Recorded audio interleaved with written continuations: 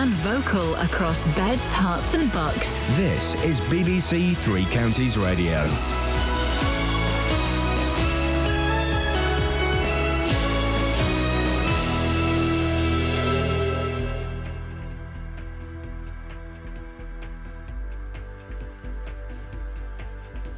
It's 6 o'clock. I'm Simon Oxley. The headlines: David Cameron set to remain Prime Minister, Nick Clegg set to step down as Lib Dem leader, and Tories hold Stevenage, St Albans and Watford. BBC Three Counties Radio. David Cameron looks set to remain Prime Minister, with early results suggesting the Conservatives will be close to a majority. I want my party, and I hope a government I would like to lead, to reclaim a mantle that we should never have lost. The mantle of one nation, one United Kingdom. That is how I will govern if I'm fortunate enough to form a government in the coming days. Labour have lost more than 30 seats, mainly in Scotland. Ed Miliband's party failed to win in some of their key target constituencies. This has clearly been a very disappointing and difficult night for the Labour Party. We haven't made the gains we wanted in England and Wales. And in Scotland, we've seen a surge of nationalism overwhelm our party. The Liberal Democrats have had a disastrous night, losing many MPs, including senior figures in the party: Danny Alexander, Vince Cable and Simon Hughes. Nick Clegg held his seat but has hinted he may step down as leader. I will be seeking to make further remarks about the implications of this election, both for the country and for the party that I lead and for my position in the Liberal Democrats, when I make remarks to my colleagues in the Liberal Democrats later this morning when I return to Westminster. UKIP has taken about 10% of the vote, but so far has won only one seat. Douglas Carswell held on to his seat in Clacton. The Conservatives have held the seats in Stevenage, St Albans and Watford, which had been targeted by Labour and the Lib Dems respectively. In Stevenage, Stephen McPartland held off the challenge of council leader Sharon Taylor. The first one is that over the last 4 years, Stevenage Borough Council overpaid £3.5 million in housing benefit to local people. So one of the issues is actually getting rid of waste. I mean, that's 10% of that actual budget. And the second one is I'm considered to be quite a left-wing Conservative and always in there fighting for the man in the street, and that's something that I would never give up. Anne Main held St Albans. In Watford, Richard Harrington held his seat, with Lib Dem Mayor Dorothy Thornhill third. I'm a human being, Rob. Of course I'm disappointed. I put my heart and soul into it. I've always wanted to have a go, but I guess I chose the wrong year. Conservative Party Chairman Grant Shapps has held well in Hatfield, but with a reduced share of the vote. The Tories have also held Broxbourne, Hertfordshire North East, Hertsmere, Hertfordshire South West, Hitchin and Harpenden, Hertford and Stortford and Wickham. Elsewhere in the three counties, verification of votes has taken longer than predicted in many counts, with delays in Milton Keynes. Counting at Bedford is now finally underway. In Luton, they aren't due to start counting until 8 o'clock, with results through at around 9:30. In other news, a service will be held at the Cenotaph in London this afternoon to mark VE Day. It's the start of 3 days of events commemorating the end of the Second World War. Events will also be held across Europe, including in France, Germany and Russia. The weather: some sunshine this morning, but outbreaks of rain possible this afternoon. A maximum temperature 16 degrees Celsius. And you can get the latest news and sport online at bbc.co.uk/3 counties. I think this works. Is this going out on the radio? Can you hear me? It's working then. Bear with me 1 second, hang on.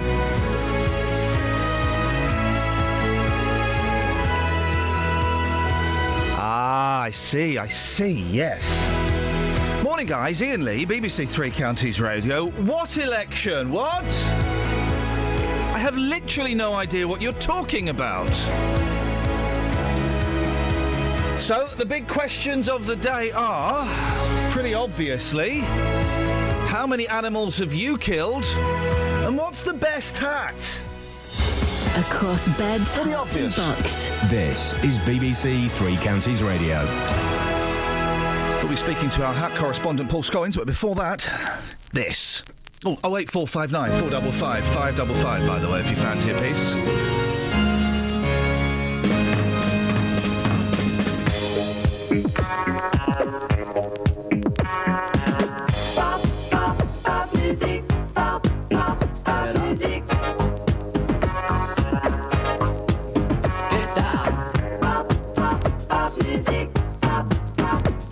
Radio, video, boogie with a suitcase. You're living in a disco.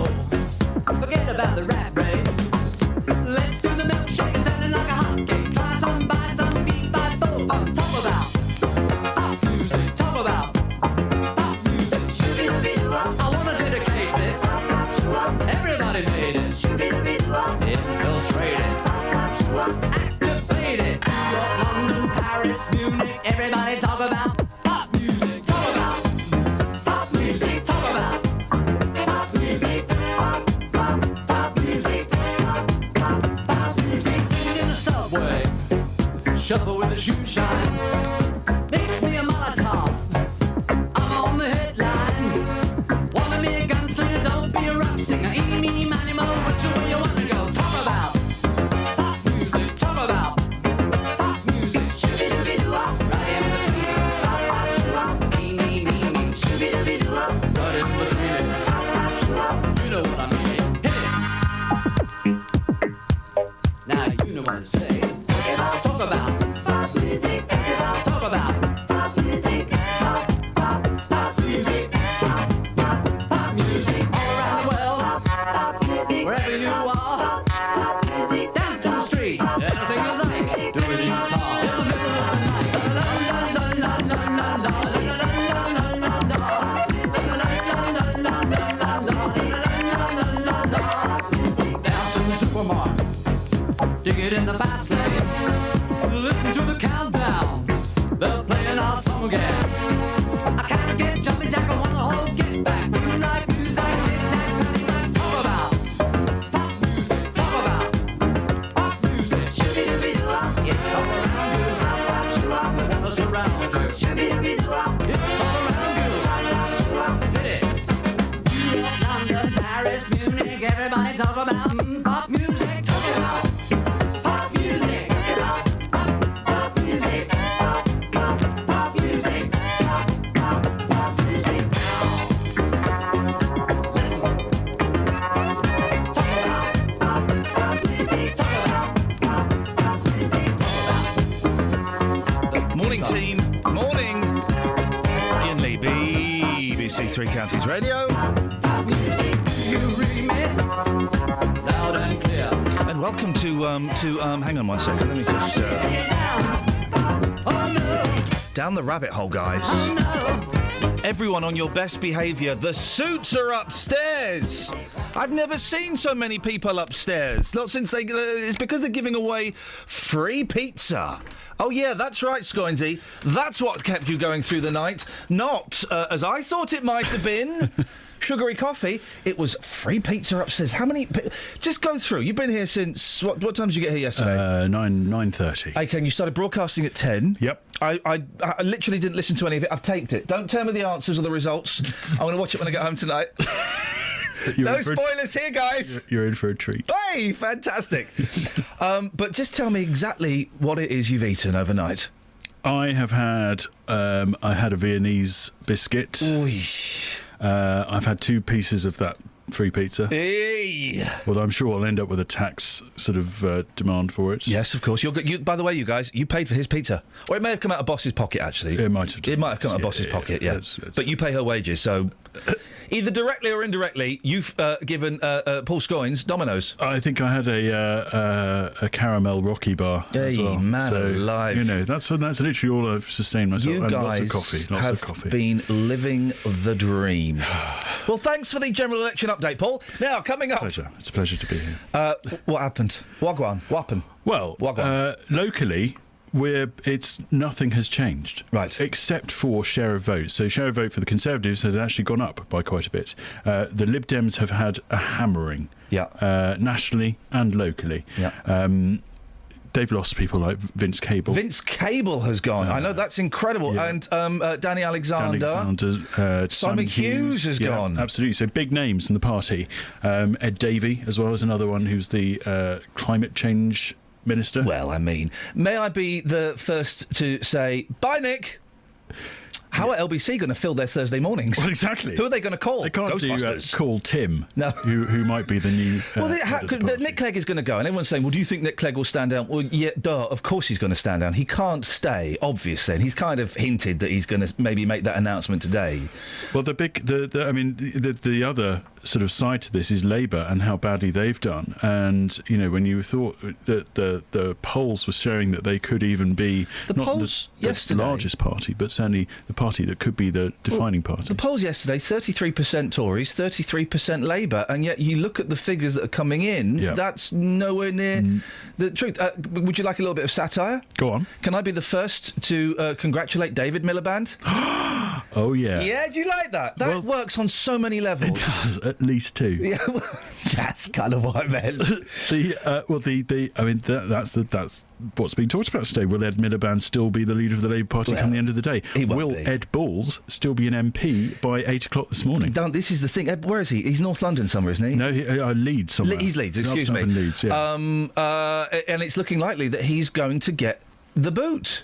People around the counter apparently saying that he has gone. Yeah. His majority was only 1,100. Gosh. Something that's just happened in the last couple of minutes. It's goodbye to George Galloway, who has lost his seat at Bradford West. Demanded that George Galloway is in trouble for tweeting or texting or something, stuff that he shouldn't have tweeted. I don't know what that was, maybe advanced figures. And then he demanded a recount, didn't he? Was it that close? Do you know what the figures were? Was it that close for him to demand a recount, or was it just him being petulant? I think it was just him being petulant, because the majority for Labour was 11,000, so they blew him away. So that's another name, I suppose. But I mean, the big story for the country, I suppose, is that the Conservatives may just edge over. They may get an overall majority, which would mean they don't have to 326? 326. 326. Yes. Of course. Esther McVeigh has gone. She's gone. That was a shock. The main Conservative scalp. For the evening. Such a nice woman as well. Such a friendly, approachable woman. It's odd that people didn't buy into that. She has said that she's not going to go back into television, and that she's going to try and fight again as a politician. She's going to go back into the Dole office. Well, that would be... it's hard work, isn't it? There's a lot of Scottish Labour and Liberal Democrat MPs who are also going to be taking that path this morning. I did listen as I was driving into you and Roberta, and Peter Lilly. Well, it's a great day for democracy, although what's happening in Scotland is terrifying. Well, that's democracy, Peter. My second name is Bruce, and if we lost... This is a quote from Peter Lilly. My second name is Bruce, and if we lost Scotland, it would be like losing a limb from my body. Where else are you going to lose a limb from? It's a great day for democracy, but what's happening in Scotland is terrifying. That's incredible, isn't it? So there'll be... How many seats are Scotland looking at? Is it the 58 that the exit polls were saying? The exit polls were saying 52. 52. So overall, plus up to 58. But 52 extras, is what I mean. They're at 55 was when I last looked at it. Yeah, 55 was the last one I saw. That may have changed now. They're at 55 plus 49, so they're still 3 seats short of what the exit poll was saying. What's interesting as well is that the Conservatives have seem to have taken a lot of seats, but also they've increased their majorities in a lot of places significantly. Oh yeah, and absolutely. In some places around this area, you've seen just before you came on air, the St Albans seat that went up, I think, by about 3,000 or 4,000. We've seen similar numbers in other places. Grant Shapps, though, down by 3,000. Mm-hmm. But the big losers in all of that really seems to be the Lib Dems. Nick Clegg held on to his seat, but only just. It was close. It was a close call. Yeah, and indeed that was, I think, a pretty sort of certain load of Conservatives doing some tactical voting. Yeah. They know that if they had to go into coalition with the Liberal Democrats, that was only going to happen if Nick Clegg was at the helm of the party. Now, the chances are that he might not be. There might be a vote of confidence against him. They might decide that he can't continue in that position, at which point, if any of the other Lib Dem MPs who still remain at the moment, Tim Farron being the most obvious one, I suppose, former party chairman, he won't go into coalition with the Conservatives. So they'll either have to rule as a minority government, which is possible, but that then points towards another election, perhaps. I mean, some people are saying before Christmas. I think that's probably unlikely. We could see one in sexy times. 18 months. Very so we could sexy be doing times. this all again in 18 months' time. Been a busy couple of days for you, Paul. I've been... Yeah, quite busy. National Paul Scoins Day yesterday. That was incredible. GE 2015 yesterday and today. What are you going to do? What are you going to do for today, mate? How are you going to come down from this? I can only go on. What? On. Where? And on. Oh God! Not on this show. That's no. Nope. You're finished. Am I off to the hotel now? Yes.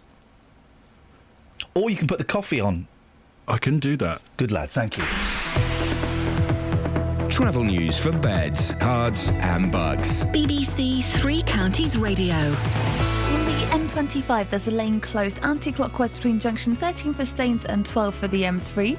In High Wycombe, it's looking quiet, but there are roadworks on Marlow Hill just before the junction from Marlow Road by the Leisure Centre, so expect to get very busy there later on this morning.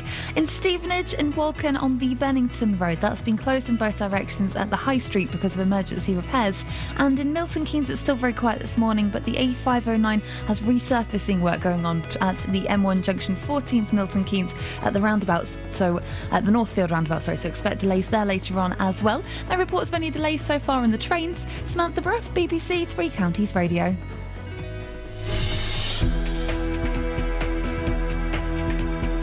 Oh, I did not know that. Paul, thank you. Thank you for the gossip. Morning. Thank you, Paul. You've done a good job, mate. Well done. 6:16. It is Friday, the 8th of May. I'm Iain Lee. These are your headlines on BBC Three Counties Radio. David Cameron looks set to remain Prime Minister with early results suggesting the Conservatives will be close to a majority. The Liberal Democrats have had a disastrous night, losing many MPs, including senior figures in the party. Danny Alexander, Vince Cable and Simon Hughes. And the Conservatives have held the seats in Stevenage, St Albans and Watford, which had been targeted by Labour and the Lib Dems. BBC Three Counties Radio.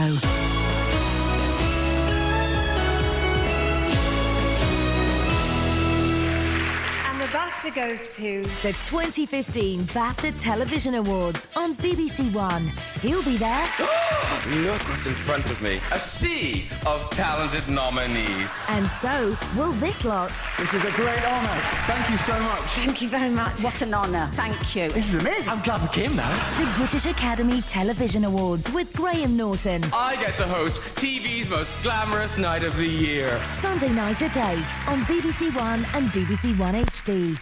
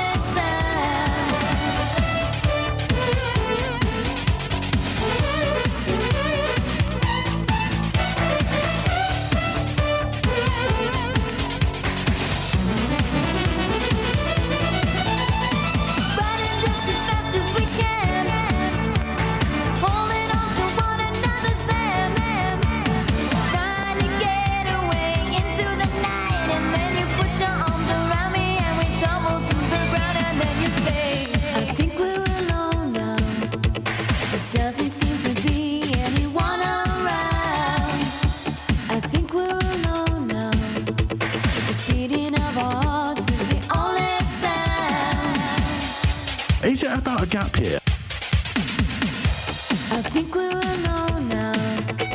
actually drove across the green when the kids were coming back from school and nearly knocked women over with toddlers, and it got that bad. My husband went after them on his own motorbike and pulled them off.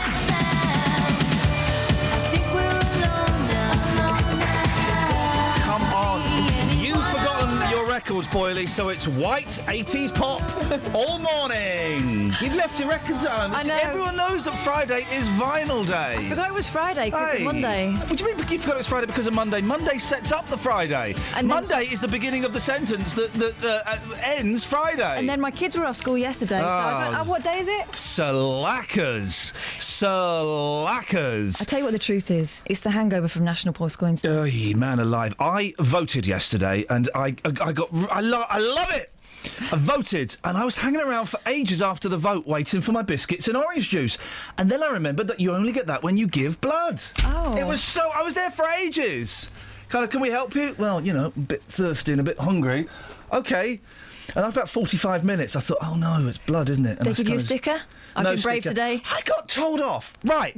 This is why I'm never going to vote again, and I suggest you do the same, dear listener. I can say that now with great authority. So, where I had to go and vote, it was... I don't know what it was. I think... Who was that? That was you. Me, yeah. I don't know what kind of building... Hey, by the way, this is what we'll do. The weirdest building you voted in. Some people were... I was listening to Radio 4. Some people had to vote in someone's house in a small village. How weird is that? There was a restaurant. Look at Paul talking to me. It's soundproof glass, mate. I can't hear. You can come in if you want. Come in. He's got the radio. So they voted in someone's house. Where they go? In the Donny? He's like Simon Mayo going for the world record of boring broadcasting. Scoinsy, go on. Sit. Oh, I don't know. I'll stand up. No. There was someone had to vote in someone's house or something. Yeah, that happened. And in Milton Keynes, yes, they got locked out of the polling station, so someone had to vote. They had to vote in the back of a convertible. In a convertible Peugeot for about half an hour. Really? Yeah. Man, well, this is it. The weirdest place you've ever had to vote or give an opinion. 08459 455 555. It was a great thing on Radio 4 about all the different voting locations. One was in someone's house, and they've been doing it there for years, and the wife pushes all the furniture to the side, and they do it in the living room, and they've got like a polling booth that they have in their shed. I hope everyone takes their shoes off. Oh, wouldn't you just?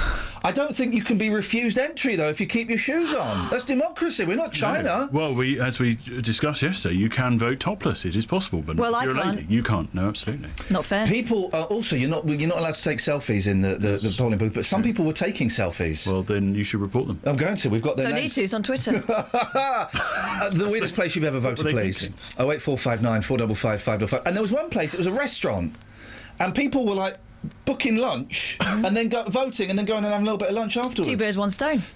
Anyway, so I don't know what I was voting in. I think it was a general election, that was it. But I don't know the building. I think... Well, do you know what? I don't know what it was, and I voted there before, and I've got no idea. It's near an allotment, so it might be like the allotment management hall. Is it a shed? Well, it was bigger than a shed. I mean, it was big. It was a hall of some kind. Seed store. I beg your pardon? The seed store. That's my nickname at school, but...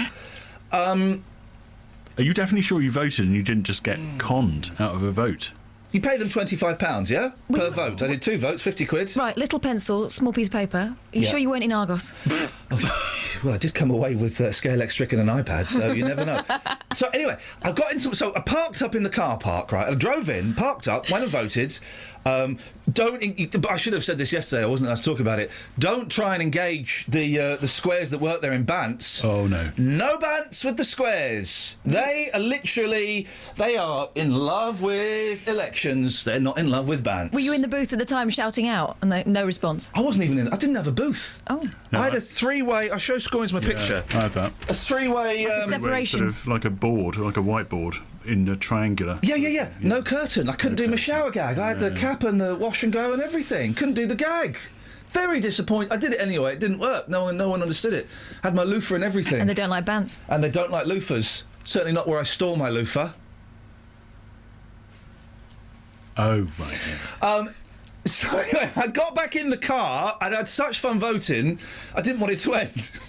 But I got in the car and as I was driving out, a guy in a suit was pointing at me, and I gave him the thumbs up. I went, yeah, I voted. And you went, yeah, it's me.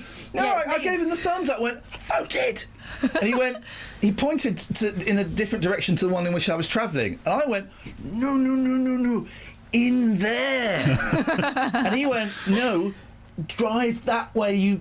And I realised, did that? yeah, he was telling me I was driving out of this weird place, the wrong direction, and I nearly followed his instructions. I thought, nah, screw you, Square, and I just drove out the way I fancied. So that was my election story. All right, okay. Anarchy. Literal anarchy. I wonder how long you could string out a voting session. So if you could sort of, you know, how long would it be before they said, "Come on your way"? Come on, mate. You've been in there for 3 hours. I can't make my mind up. And what's funny about the election is there are so many stupid parties, Labour and Conservative to one side. There are so many little made-up parties that have got you'd never even heard of. Like you've got. There's the Magna Carta Party. I mean, those guys... I've not heard of that. The Magna Carta Party is one of them. There was one standing in Clegg's thing as well that was like a made-up... Yeah. Kind of like a UKIP-y thing, but it was not a UKIP... They hadn't got that much imagination. But when they did the counts, I felt a bit sorry as well, because some of them got no claps at all, obviously because they're not bothered turning up because they knew they weren't going to win. But there was one that was called, like, the Big Up Britain, Yeah, It's Best Party. And it was like, 3 votes. Silence. If that had been me, I'd be going, yes! 3 votes! We might still win this! The Green Party relentlessly cheer everything. Don't so even if they get They're so nice. 27 apart votes, from aerosols. They don't cheer aerosols or whale Tuna. slaughter. Yeah, exactly. They don't cheer those. Have UKIP won anything yet?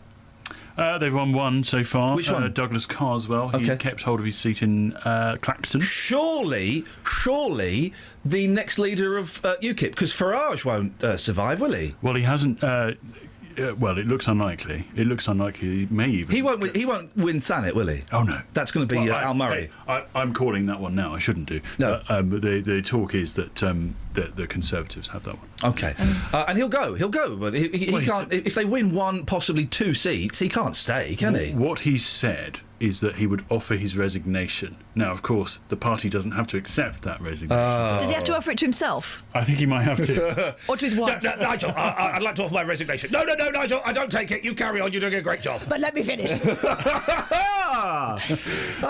So, I mean, he could be. I mean, Carswell hasn't ruled out being the leader. Now, we've got some fine correspondents all over the place at the moment, and I know Tony Fisher is still in Bedford as we speak, as are some of our other correspondents. We've not heard from our Uxbridge correspondent this morning, who Scott Bounce. has gone strangely quiet because Boris is in. Boris is in by a landslide. Celebrity politics. It is, and you know, when we're talking about David Cameron hanging up his coat at the next election, who's going to take on? Lots of people are pointing towards... Listen, BBC, of course, completely non-biased, but, having Boris Johnson as Prime Minister, shoot me now, blimey. I mean, seriously. Paul, you agree with me, don't you? Don't you? Paul?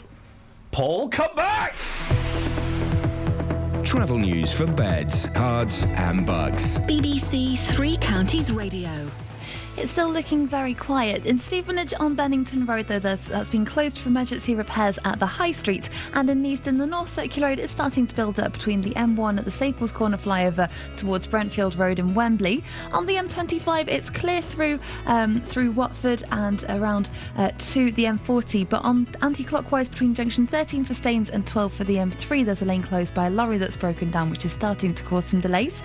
On the train departure boards, there's no reports of any delays at the moment. Samantha Bruff, BBC Three Counties Radio. Across beds, hearts and bugs. This is BBC Three Counties Radio.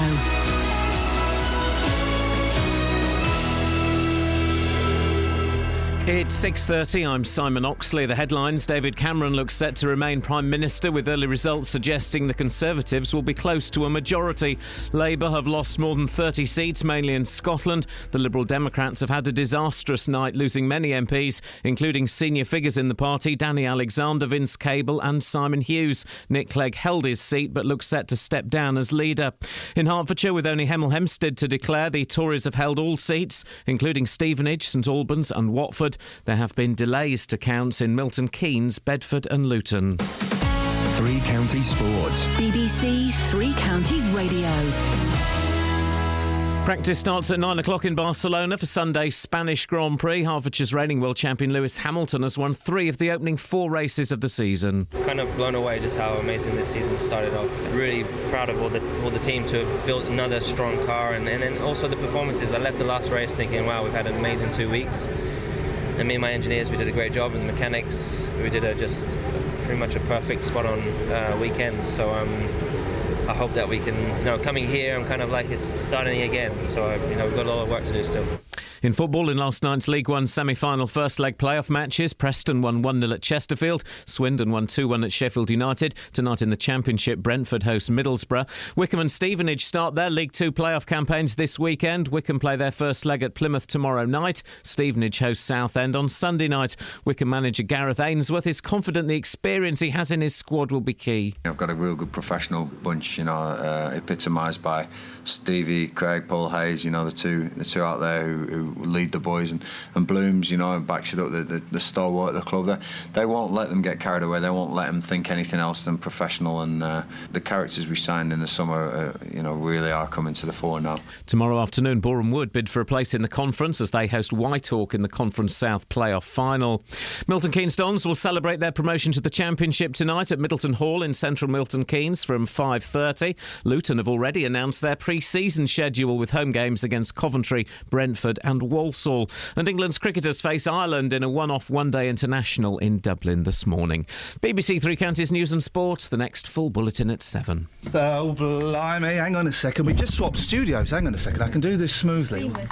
The boss is upstairs. Hang on, I can do this smoothly. Hang on. Call 08459 455 555. BBC Three Counties Radio. Nobody will notice a thing. No.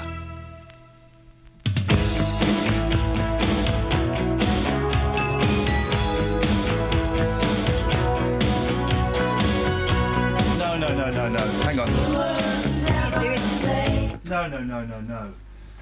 That's not Melanie doing Ruby Tuesday. Someone's messed with the label. Go get on the blue microphone, please, as per usual. Somebody's messed. That was the blue one. Yeah, no. I switched it round. There we go. That's the blue one. This one. Blimey. So that wasn't... Well, that's another one that's going to go... Oh! Yeah, I've destroyed... Yeah, I popped a record, mate. That's not the Ruby Tuesday by Melanie that I was expecting to hear. Blimey. 08459 455 555. We're asking the strangest places you've ever voted or had to give an opinion. How many animals have you killed, and what's the best type of hat? That's those are the questions for this morning, dear listener. We'll speak to you after this. A little bit of Fleetwood Mac, hopefully. That's what it says on the label, but I don't know if it's going to...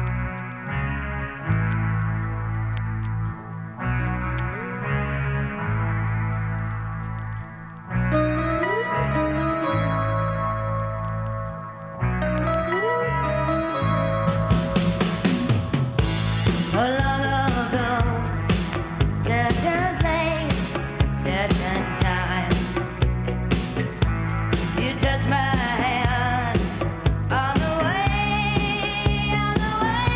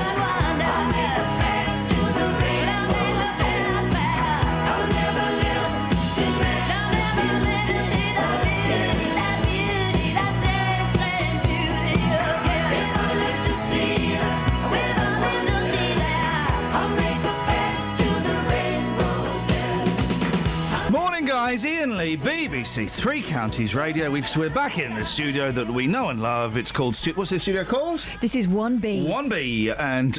it's called home. It's called home to us. It's my studio, and... Scoins, you don't need to type on the screen. You can come in and tell us the good news. Use your face and your mouth. Use your face and your mouth, mate. You're here. I don't want you to use your fingers. I want you to use your mouth. Scoins, what are you typing? What's happened? We've just had some results. Paul is going to be... You're here all morning, aren't you? I'm here all week. Paul's going to... the veal.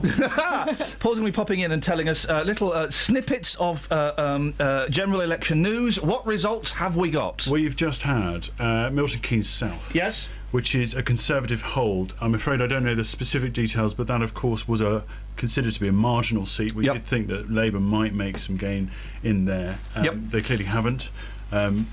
Talk was about an hour ago that you have to come a little bit closer to that mic because it's a bit rubbish. Talk was about an hour ago that they had actually put several thousand votes onto their total, and they'd actually held it by 7,000. That would be increasing the majority. I need to double check the figures. We've also just in the last few minutes heard that Aylesbury has stayed with the Conservatives. Perhaps not so much of a surprise, although UKIP have been put into second place there, which, is significant. They've done a lot of campaigning there. Nigel Farage has been there fairly recently. They've taken quite a few second places, haven't they, overnight? Their deputy chairman, Catherine, was saying that perhaps they might even get as many as 100 second places throughout the night. And what do you get for a second place? You get nothing. You're first loser. Right, OK. Well, Paul, listen, while you're here, would you like... There's two more. Go on, yes. Sorry. Go. Chesham and Amersham, not so much of a surprise. And John Bercow. Yep.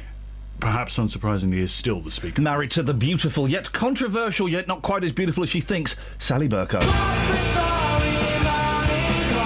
Put some clothes on, love! Now... And iron that sheet. And iron that sheet. I can't. I'm going to meet Mrs. Danchuk later on for a photo session. Find the gap, Paul. Find the gap.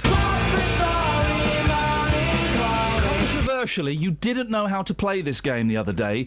Do you know how to play it now? I know the rules now. Tell the listeners. You play the jingle. No.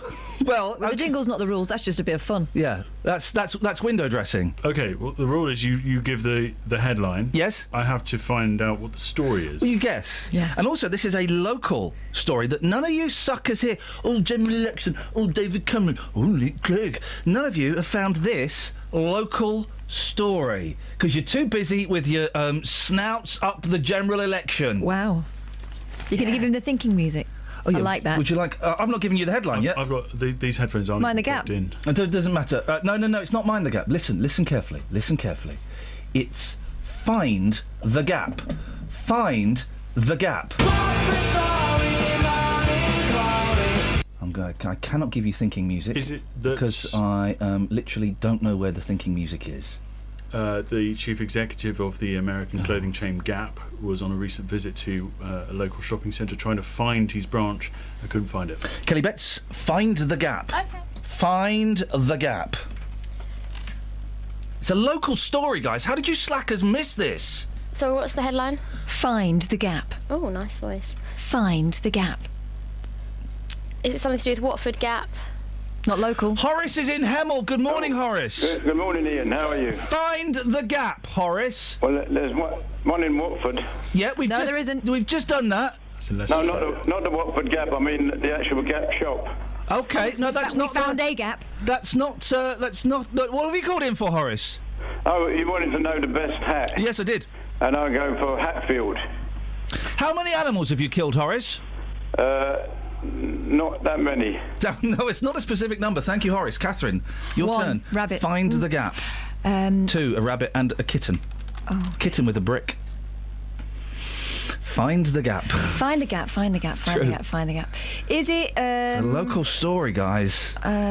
Is it someone fell down a hole in Eton Brain? Their hat flew off. A school. And they were trying to find it, but they still couldn't. I'm going to stop you there because you're embarrassing yourself. A school and all of womankind. A school has apologised after 3 girls aged 6 escaped through a gap in a hedge to go home and play in Milton Keynes. Good girls.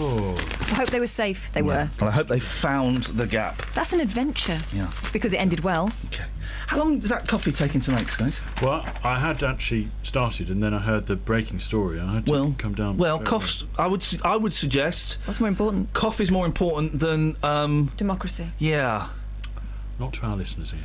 Well, thanks very much. Call 08459 455 555. BBC Three Counties Radio. What you got in the papers, Kath? I think that you should be given a certain amount of time to do stuff, and then if you don't do it in that time, jog on, mate, Sounds right? perfect to me. A pensioner has finally got his degree 35 years after he started studying for it. No, come on. Fire him off. Guys. Ray Reddick, 67, who left school at 15, began his economics course with the Open University in 1980. 6 years later, he went on study leave. 6 years.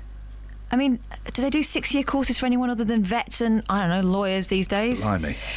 He went on a career break, and the break lasted for 23 years. Ray had retired when he restarted and decided to add Spanish to his studies. Why not? He's in no rush. Now Ray of Shore West Sussex has completed enough modules to graduate and was given his BA degree at a ceremony in Brighton. Frankly, it makes a mockery of all of those who managed it in 4 years. That makes a mockery of it, whereas this is what can be achieved by a young man. He's 37. Very young man. This is flipping brilliant, right? Headline, hovering light bulb. I'm in. I want one. How much is it? I don't care. I'll have 5. A boffin, of course it is, who else, has invented a levitating light bulb with a 22-year lifespan. Flipping heck. I love the idea, but I can't help thinking, what for? Because it'll be wicked. Yeah, but what for? Turn the lights on. Click. Whoa, that's floating. I know. Let's make love. Yeah. Totally going to make love to you now. You've got floating light bulbs. Watch the light bulb, though. You might knock it off. Well, that's the point. Simon Morris, 37... That could burn, surely, couldn't it? ...said his flight light draws power wirelessly from a charge block and floats above it. When placed over the centre of the wooden base, opposing force, magnets, cause it to hover. New Yorker Simon said the £260 bulb is switched on and off by touching the base. He says it also rotates if spun. I want it. I want one of these bad boys. That sounds awesome. And it makes me think... Can I ask a question? Mm-hmm. Right. And I was thinking this the other day, and I thought, it sounds dumb, but I don't know how it works, right? So I'm going to ask it. How the hell does Wi-Fi work? So the internet is going through me now, is firing through me, firing... So Google, Yahoo, Ask Jeeves, Bing, pornography, cats, they're all going through me now. Yeah. Now, you can't... If I've got one filling. If I had the old-fashioned metallic fillings or a plate in my head, you can't tell me that the metal in my body wouldn't be picking up on that pornography and those cats. Depends on the frequency, doesn't it? Well, I don't know. I'm just saying words. I don't know. Someone... And this is... honestly, I was in my car the other day. It was an hour thinking, how does Wi-Fi, how does it work? I'm glad you're asking this question, because my favourite seat at home is right next to the Wi-Fi hub, and I'm a bit concerned about what's going through me. Mate, you can't... Well, you're not supposed to put your head near microwaves because it's radiation. Yeah. It's radiation. There was a story this week. Scientists were getting messages from space. It turned out it was the microwave in the canteen. If I wrap my head in tinfoil, will I be safe, though? Well, I don't know. Listen, I know Justin's out doing whatever it is he's doing. Can we get Justin out just to ask the simple question, how does Wi-Fi work? Yeah. Because it sounds straightforward, but it isn't. Travel news for beds, cards and bugs. BBC Three Counties Radio. Looking at the motorways to begin with, it's quiet still on the A1M and it's not looking too bad on the M1 or the M40. Further afield on the M25 anti-clockwise, there's a lane closed between junction 13 for Staines and 12 for the M3, which is causing some delays. On the North Circular Road westbound, there are queues between the M1 at Staples Corner flyover towards Brentfield Road and Wembley.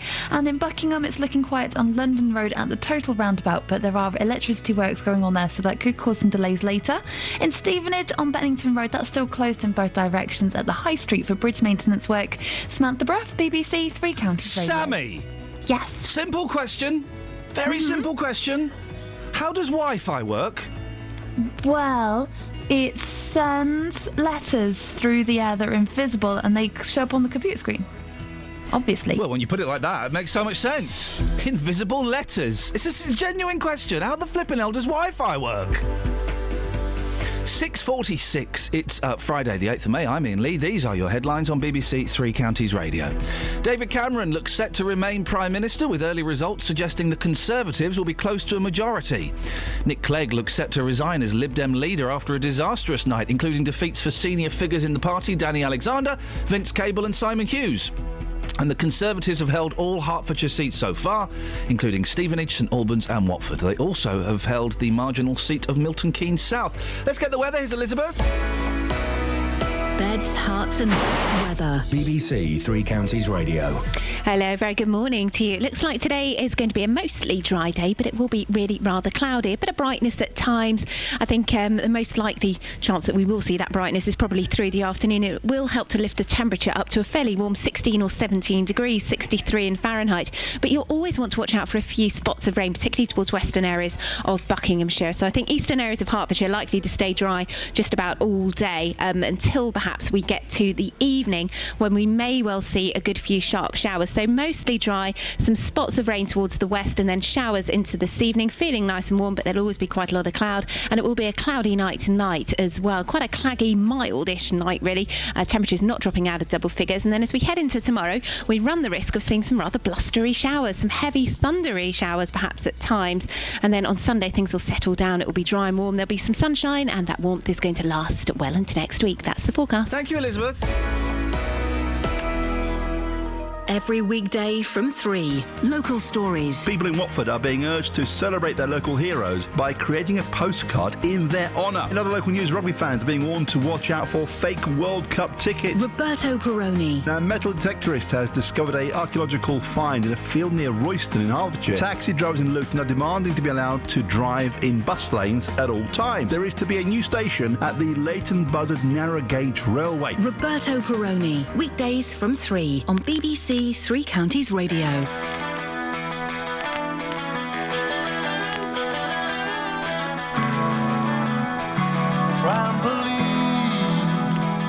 From the heavens to the bottom of the sea.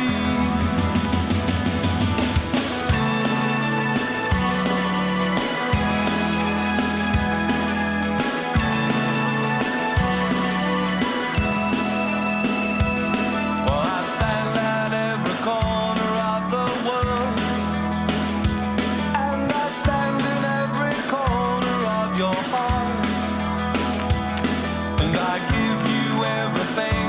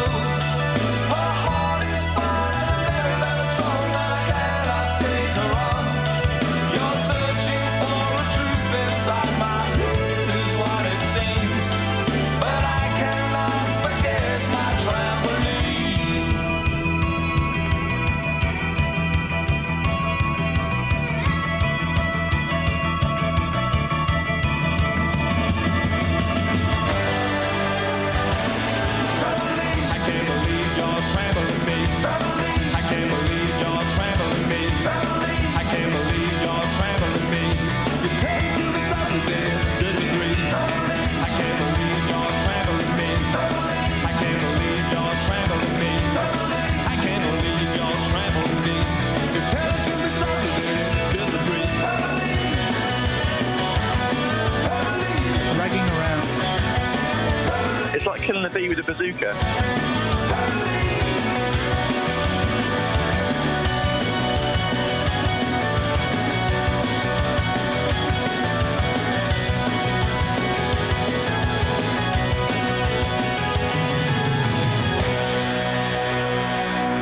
Before we go to Justin Dealey, remember, he is the man that said this. This is why school is wrong. Good morning, Justin. Good morning, boss. How are you? I've got some great news for you. Yeah, go on, mate. Sadiq is back. Oh, yes. For those who don't know and who couldn't, he means this guy. Doorbell. Yes. Yeah, and you know what? The This king is a of great doorbells. thing. Yeah. I said to Sadiq, I said, great to see you again. He said, you know what? I have had so many phone calls telling me they heard me on the radio saying doorbells.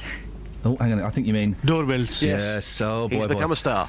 We've had a few questions this morning. I've got a great one to send you out on, but we've been asking how many animals have you killed? You've killed an animal, haven't Yeah, you, once, Catherine? and I never forgive myself for it. What did you do? When I used to work in Milton Keynes, I was driving very early in the morning, and a rabbit ran out in the road, Yep. and it did that thing where it kind of looked like it had seen me. Oh, I've clocked you.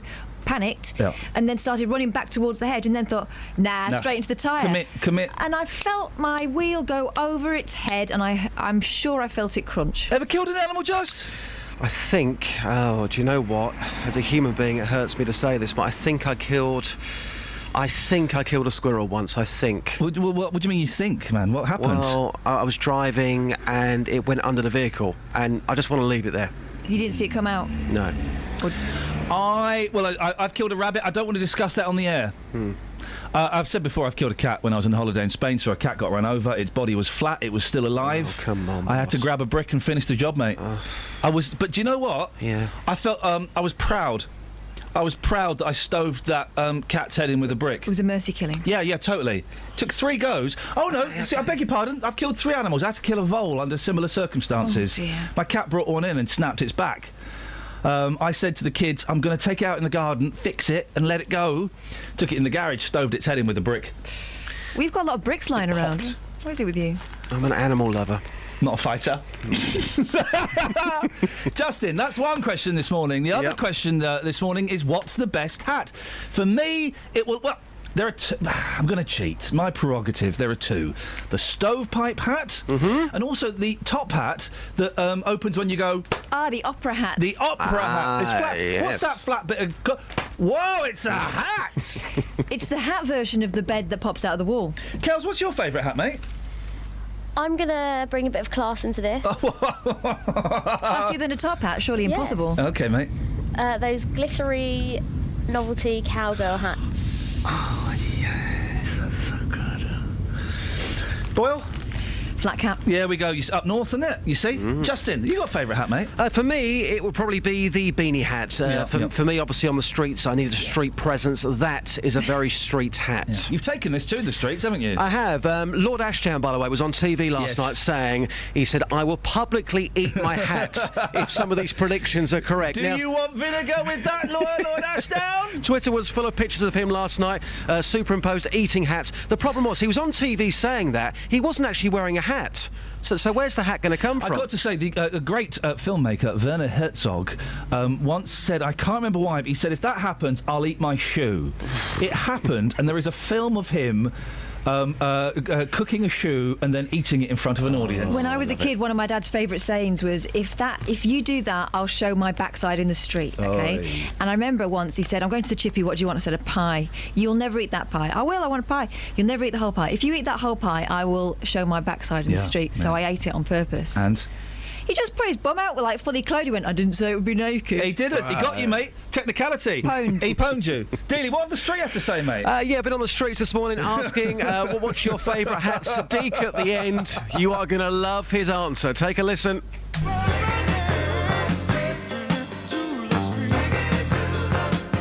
Taking it to the streets with J-Dog. Pork pie hat. OK, so the pork pie hat, how many of those have you got? None. That's why I'm wearing this one. If they're the best, then why haven't you got any? I can't find none in Luton. Well, at the moment, cowboy hats.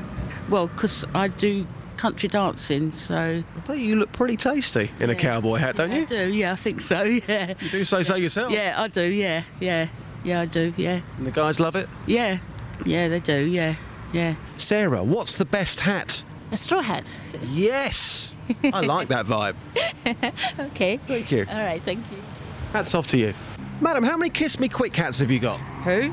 Sadiq, we've managed to find you. Welcome back. You've now become a radio star after your recent doorbell answer. What's the best type of hat for you?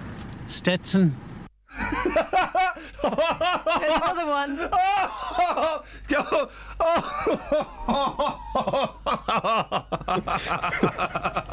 It's a great hat. Great hat, great answer, great guy. Does Sadiq always answer in one word? He does, and do you know what? If It's I just the laugh over delivery. that, I mean, it's the delivery. Yeah. He's just so certain of his answer. Some people might say, "Oh yeah, for me, I quite like a Stetson." No, for Sadiq, he is absolutely sure of his answer, and that will not be changing. Justin, quick question. How does Wi-Fi work? How does Wi-Fi work? Well, you just go into your phone or your computer, type in a password, and away you go. Yeah, but how does it work? I've got absolutely no idea. Can you take that to the streets? Seriously? Yeah, because, I was really pondering about this for an hour in my car the other day, right? Wi-Fi is everywhere. It's here, yeah? It's going through me now, yeah. Right? Does that mean, like, Yahoo and Bing and adult sites and cats are going through me? If I had metal in my head, yes. Would I be able to pick up, the internet? It's a great question. I'm going to try and find Sadiq and try and get the definitive answer on that one. It will be definitive. It will be one-worded. Justin, thank you, mate. Thank you. Speak to you later on. Ta-ta. What you got in the papers, Kath? Well, you know, stuff always happens on school trips. Yeah, right. I doesn't remember it? one kid got really ill. He had to do a poo by the side of the road in Paris, and we all watched and laughed. Well, in this case, they came back with something more than they went away with. 2 Sudanese stowaways stunned pupils by emerging from the luggage section of their coach after it returned to school in Nottinghamshire from France. Wouldn't that make your day? Can we keep Mummy? Can we keep them? Can we keep them? Normally it's a penknife you smuggle back. Exactly. Not an actual Rudy magazines. foreigner. Let's just quickly see what's happening outside now. The latest election results just coming through. Stetson. Okay, Stetsons are in the lead at the moment. 08459 455 555. Travel news for beds, cards and bugs. BBC Three Counties Radio. It's getting busier on the M25, anti-clockwise from junction 17 from Maple Cross to 16 for the M40. In Borehamwood on the A1, it's slow southbound from the Holiday Inn at Borehamwood towards the Broadway at Mill Hill Circus. And in Bricketwood on the North Orbital Road, that's looking slow at the M25 junction 21A roundabout. Looking at the speed sensors in Milton Keynes, and it's still quite quiet, but on the A509, there's some roadworks at the M1 junction 14 for Milton Keynes on the Northfield roundabout. So that could cause some delays as it starts to get busier. And on the train departure boards, the 6:59 service from Milton Keynes Central to London Euston is cancelled. Samantha Bruff, BBC Three Counties Radio. Thank you, Sammy. On the texts, Dan says, I think I've killed one animal by accident. I think I gave one of my pet guinea pigs too much banana. What? And it caused gases to build up inside it. Please do not give your guinea pigs banana. And, right, we're asking how Wi-Fi works. There's a text from Mark in Bedford. Can we get him on the line? Because if the story he's telling me is true, then the world we live in is beautiful. Out of the rabbit hole. No more talk of dead pets, please. Thank you. Local and vocal across beds, hearts and bucks. This is BBC Three Counties Radio.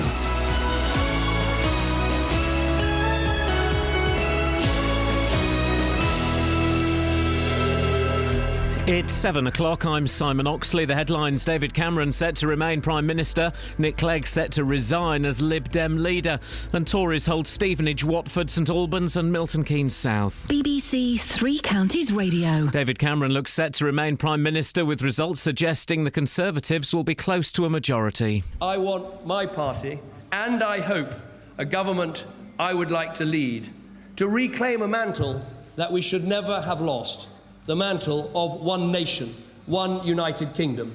That is how I will govern if I'm fortunate enough to form a government in the coming days. Labour have lost more than 30 seats, mainly in Scotland. Ed Miliband's party failed to win in some of their key target constituencies. This has clearly been a very disappointing and difficult night for the Labour Party.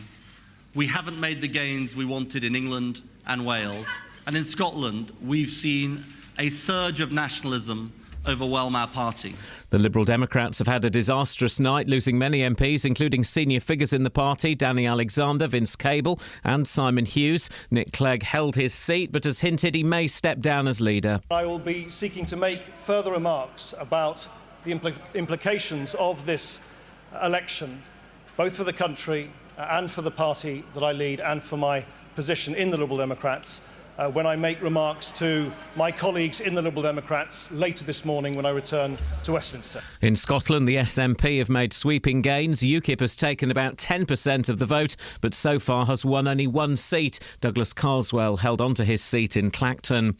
The Conservatives have held the Hertfordshire seats of Stevenage, St Albans and Watford. In Stevenage, Stephen McPartland held off the challenge of council leader Sharon Taylor. The first one is that over the last 4 years, Stevenage Borough Council overpaid £3.5 million in housing benefits to local people. So one of the issues is actually getting rid of waste. I mean, that's 10% of that actual budget. And the second one is I'm considered to be quite a left-wing Conservative and always in there fighting for the man in the street. And that's something that I would never give up. Anne Main held St Albans. In Watford, Richard Harrington held his seat with Lib Dem Mayor Dorothy Thornhill third. Conservative Party Chairman Grant Shapps has held well in Hatfield, but with a reduced share of the vote. Really simple. I met a woman who was at the polling station in Welwyn Garden this afternoon, and I overheard her saying to one of the tellers, "I've never voted before." She's like mid-30s. So I went up to her and said, "Well, what's made you vote this time?" And she said, "I was watching the debates. I realised this was a really big, important election, and I realised that the job wasn't finished, and it just needed to be finished off." Elsewhere in Hertfordshire, the Tories have held Broxbourne, Hertfordshire North East, Hertsmere, Hertfordshire South West, Hitchin and Harpenden, and Hertford and Stortford. In Buckinghamshire, Ian Stewart has held Milton Keynes South for the Tories. David Liddington held Aylesbury for the Conservatives, with UKIP second. The Tories have also held Beaconsfield, Chesham and Amersham, Buckingham and Wickham. Elsewhere in the three counties, verification of votes has taken longer than predicted, leading to delays in results, especially in Bedfordshire. In Luton, they aren't due to start counting until 8 o'clock, with results through at around 9:30. In other news, a service will be held at the Cenotaph in London this afternoon to mark VE Day. It's the start of 3 days of events commemorating the end of the Second World War. The weather, some sunshine this morning, outbreaks of rain this afternoon, a maximum temperature 16 degrees Celsius. And you can get the latest news and sport online at bbc.co.uk/3 counties.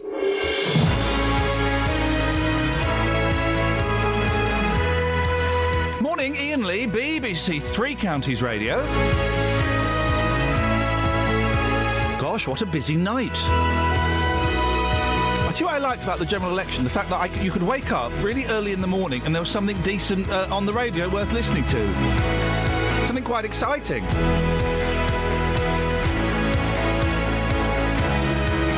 Where's the weirdest place you've ever had to cast your vote or give your opinion? We're hearing that some people in Milton Keynes had to vote in the back of a Nissan, a Peugeot? They got locked out of the polling station. There's one village somewhere in the country where you go into a couple's front room and vote in there.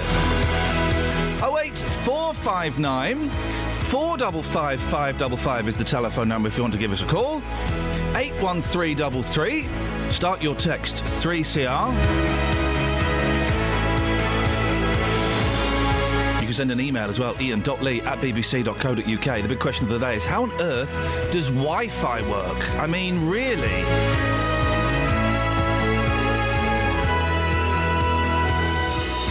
Across beds, hearts and bucks. This is BBC Three Counties Radio.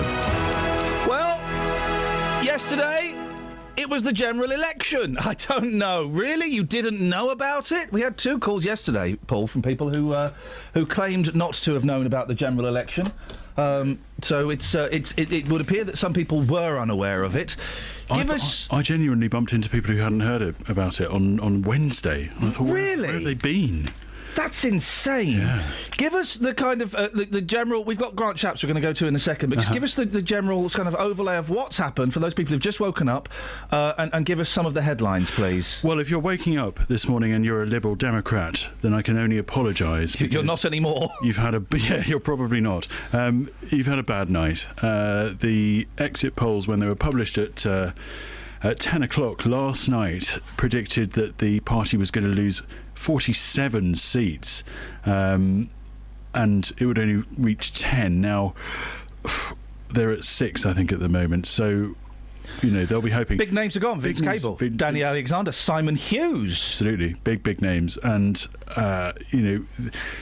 Scotland has been completely turned a sort of brighter shade of yellow. Yep. It is now fully SNP, and more or less, I think there's one seat at least in Scotland which isn't SNP.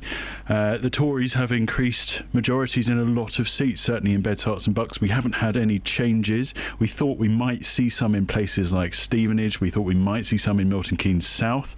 We thought even, if some of the polls were to be believed, we might see changes in places like Watford.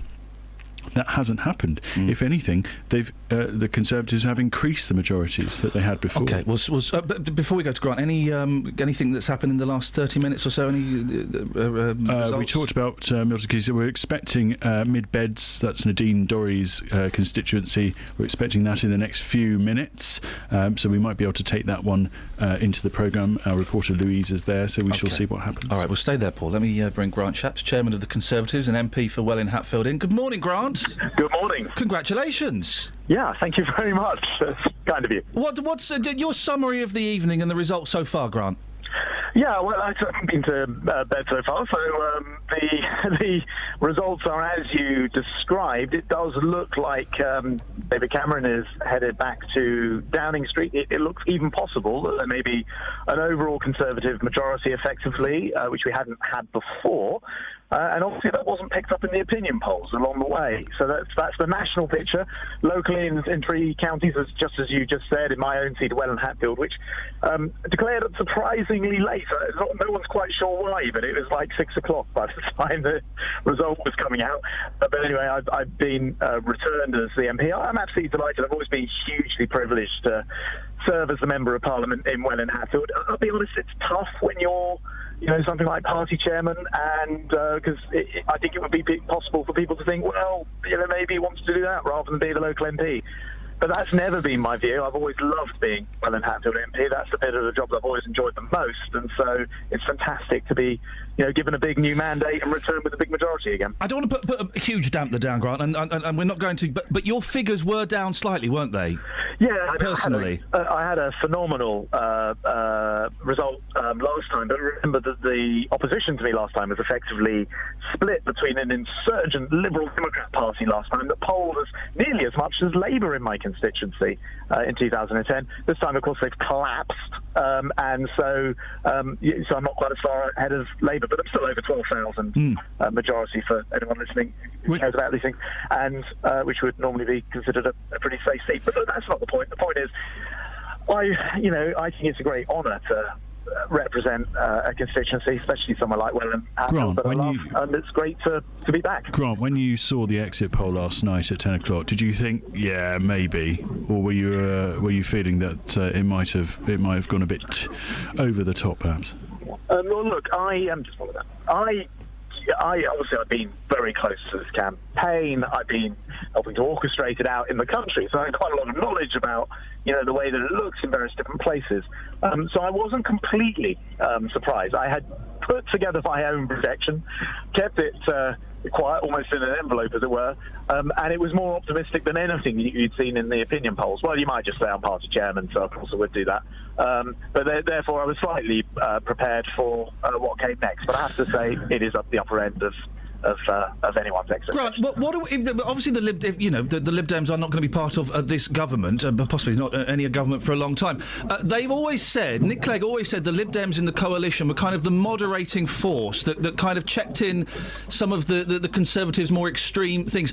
What are we going to see different without the Lib Dems involved? Well, look, I don't think that was ever true, which is one of the reasons why they've struggled to win seats in this election. The reality is, and I know they enjoyed painting us as these sort of people who, needed to be moderated and all this other nonsense. It was never true. Conservatives have always wanted to be the party under David Cameron, who are the one nation party, who look after the whole of the country, whose principles are to look after the most vulnerable, the disabled, pensioners first and foremost, and those who want to make sure that they can go out, do a decent day's work and get paid for it. That has always been the principle of the party. So what Nick Clegg used to claim was never really the case, and I think what we'll see, if indeed David Cameron does head to Downing Street, and indeed he does lead the government, is a government set up in the national interest, which is being driven for the interests of everyone. And I think that is probably the big lesson out of this election, is don't tell people things which, it rather reminds me of the way that Ed Miliband went around for months, if not years, telling people the Conservatives were the party for millionaires, forgetting to mention that we had cut income tax for 3 million in fact, abolished income tax entirely for 3 million of the least well-off people in this country. So his election campaign was based on, fundamental misleading information from the outset, and the public aren't stupid. They saw through that. Wasn't that a Lib Dem policy? Yeah, it was, but it was a Conservative Chancellor and Prime Minister who put it through, and we're proud to do it, and as you know, the Conservatives have pledged, if we are returned, if that is what's happening here, to continue to raise the threshold so people can earn £12,500 without paying any tax at all. By the way, it takes anyone on minimum wage working 30 hours a week out of tax entirely, and that's Conservatives doing those things. And I think that's where the Miliband campaign may have gone wrong, telling people, they're not looking after you, it's not for everyone, when actually people go, hold on a minute, my income tax has been cut. Two final quick questions, Grant, then I'll let you go, because you must be knackered. I'm on my way to, I should tell you too, guys, I'm not going to bed, I'm on my way up to London. I'm going to meet the Prime Minister at the campaign HQ, and we'll see where these seats end. Now that the election's over, when are we going to find out where the £12 billion worth of welfare savings are going to come? Can you tell us? Well, first of all, we need to see if we are indeed in government, but we've already started to set that out. We've described where £2 billion of that 12 billion will come from straight away, by making sure we freeze the in-work benefits, make sure work always pays. Because the big solution to this is to make sure that we've got full employment in this country. In Welwyn Hatfield, my constituency, one of the reasons I've just won again is unemployment has halved. The number of people claiming job seekers allowance has halved in the last 5 years. We can do that again, get rid of the other half, we'll have full employment. Of course, that takes your welfare bill down as well. So the answer is get this country working, which is what we've started to do, finish off the plan that we've started, and that is what we will do if indeed David Cameron is headed back to Downing Street and will govern for everybody. Grant, final question. Are you going to miss Nick Clegg? Well, he's not gone anywhere yet, as far as I'm aware. I think he probably is a bit ominous in terms of his don't look good, does it, for him? Speech. But we'll wait and see what he's got to say later today. But I think he's been returned as an MP, so I'm sure he'll still be around. Grant, congratulations. Thanks for joining us this morning. Thank you very much indeed. Grant Shapps, Chairman of the Conservatives, MP for Welwyn Hatfield. Well, we know where $2 billion of the budget is going to come from. What about the other $10 billion? We don't know that yet. Nick Clegg, he can't stay. Everyone's saying, well, do you think he'll quit? On the way in, I was flicking between Roberta and 5 Live and 4. And even like everybody, normally when you say, well, do you think they're going to stand down? People go, well, now's not the time. Every member of the Lib Dem, from like MPs to former MPs, councillors, the woman that cleans the toilets was going, well, yeah, I think he's going to have to do the right thing and step down. He's not going to be there by this evening, is he? Well, it would be a brave decision to plough on in the face of what would probably be the Liberal Democrats' worst result in, well, their history in terms of since they were formed as the Liberal Democrats. I can't remember a worse election. Here's one thing. We've got to go in a second. How did the pollsters get it so wrong? How did they get it so wrong? Because yesterday it was 33% Labour, 33% Conservative, and it's not at all. I think they talk about shy Tories. Yeah. And shy Tories who don't like to tell pollsters that they're Tories. Why? Because they might be embarrassed about it. And I think this is, again, another case of shy Tories. The shy Tories who were around in 1992 when everyone thought there was going to be a hung parliament and there wasn't. Yeah. The same shy Tories. So, I imagine there's plenty of Tories wanting to make up T-shirts this morning that say, shy Tories, do it quietly. Hey, well, Paul Scoyne's there. Look at that. Thank you, sir. Travel news for beds, cards and bugs. BBC Three Counties Radio. On the M25 anti-clockwise between junction 17 for Maple Cross and 16 for the M40. The A1 southbound's also looking quite busy from Boreham Wood towards the Broadway Mill Hill Circus, and in Stevenage on Bennington Road that's still closed in both directions to the High Street while bridge maintenance works goes on after an accident a couple of days ago. On the speed sensors into High Wycombe, it's looking quite slow on Amersham Road from Hazelmere into the centre of High Wycombe, and London Road's also looking quite slow coming out of High Wycombe from Amersham Road towards Loudwater.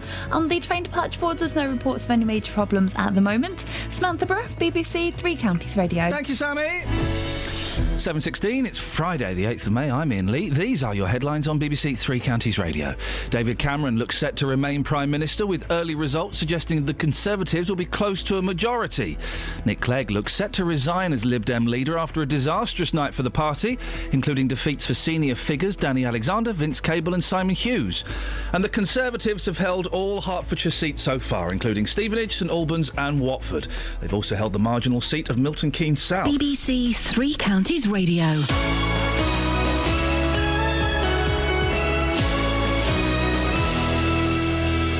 Nick Coffer on BBC Three Counties Radio. Every day it's not just about great music and great conversation. I'll get a bit technical here. It's about local experts helping you across beds, hearts and bucks. So what we're talking about then is capital gains tax potentially on the portion of the property that they directly own. On finance, relationships. But look at the way that you have contributed to this situation. Health. When you have a cough, which can seem quite innocuous in this way, but just irritating, asthma is something that we would think of. Your pets. Particularly if your dog is a border collie cross, it will be epilepsy. And even law. You still cannot say, Judge, you have to stick to this. But the judge's approach now is going to be, well, why shouldn't we? Local advice for local people. Nick Coffer, weekdays from 12 on BBC Three Counties Radio. Call 08459 455 555. BBC Three Counties Radio. The question that hasn't been answered this morning, and I don't know, Paul, if you can, how the hell does Wi-Fi work? It's waves, isn't it? But what does that even mean? Don't say words to me. Say how it works to me. How it works? Well, don't just say how it works. Say how it works. It's radio waves. But what does that mean? Wi-Fi's not radio, mate. That you're thinking of radio. No. Wi-Fi's computers. Different frequencies. What, FM? Hang on a second. Let's go to Mark in Bedford. Morning, Mark. Morning. How does Wi-Fi work? Well, it works pretty much the same as what you're doing now, actually. It's what, not very much? Boom. Yeah. Don't boom me. I just boomed you. Don't boom me. I'll boom you again. First of all, don't you boom me. Secondly, Mark, don't give him any more ammunition to boom me. All right. Thank Sorry. you. Yeah, OK. Yeah. You texted in about a deaf fella, didn't you? Yeah. You're going to like this, guys. Listen to this. Is this... Go on, what does this deaf fella do? So this guy's got a digital hearing aid. Yeah. And what he's done, he's converted that so that it will pick up people's Wi-Fi signals.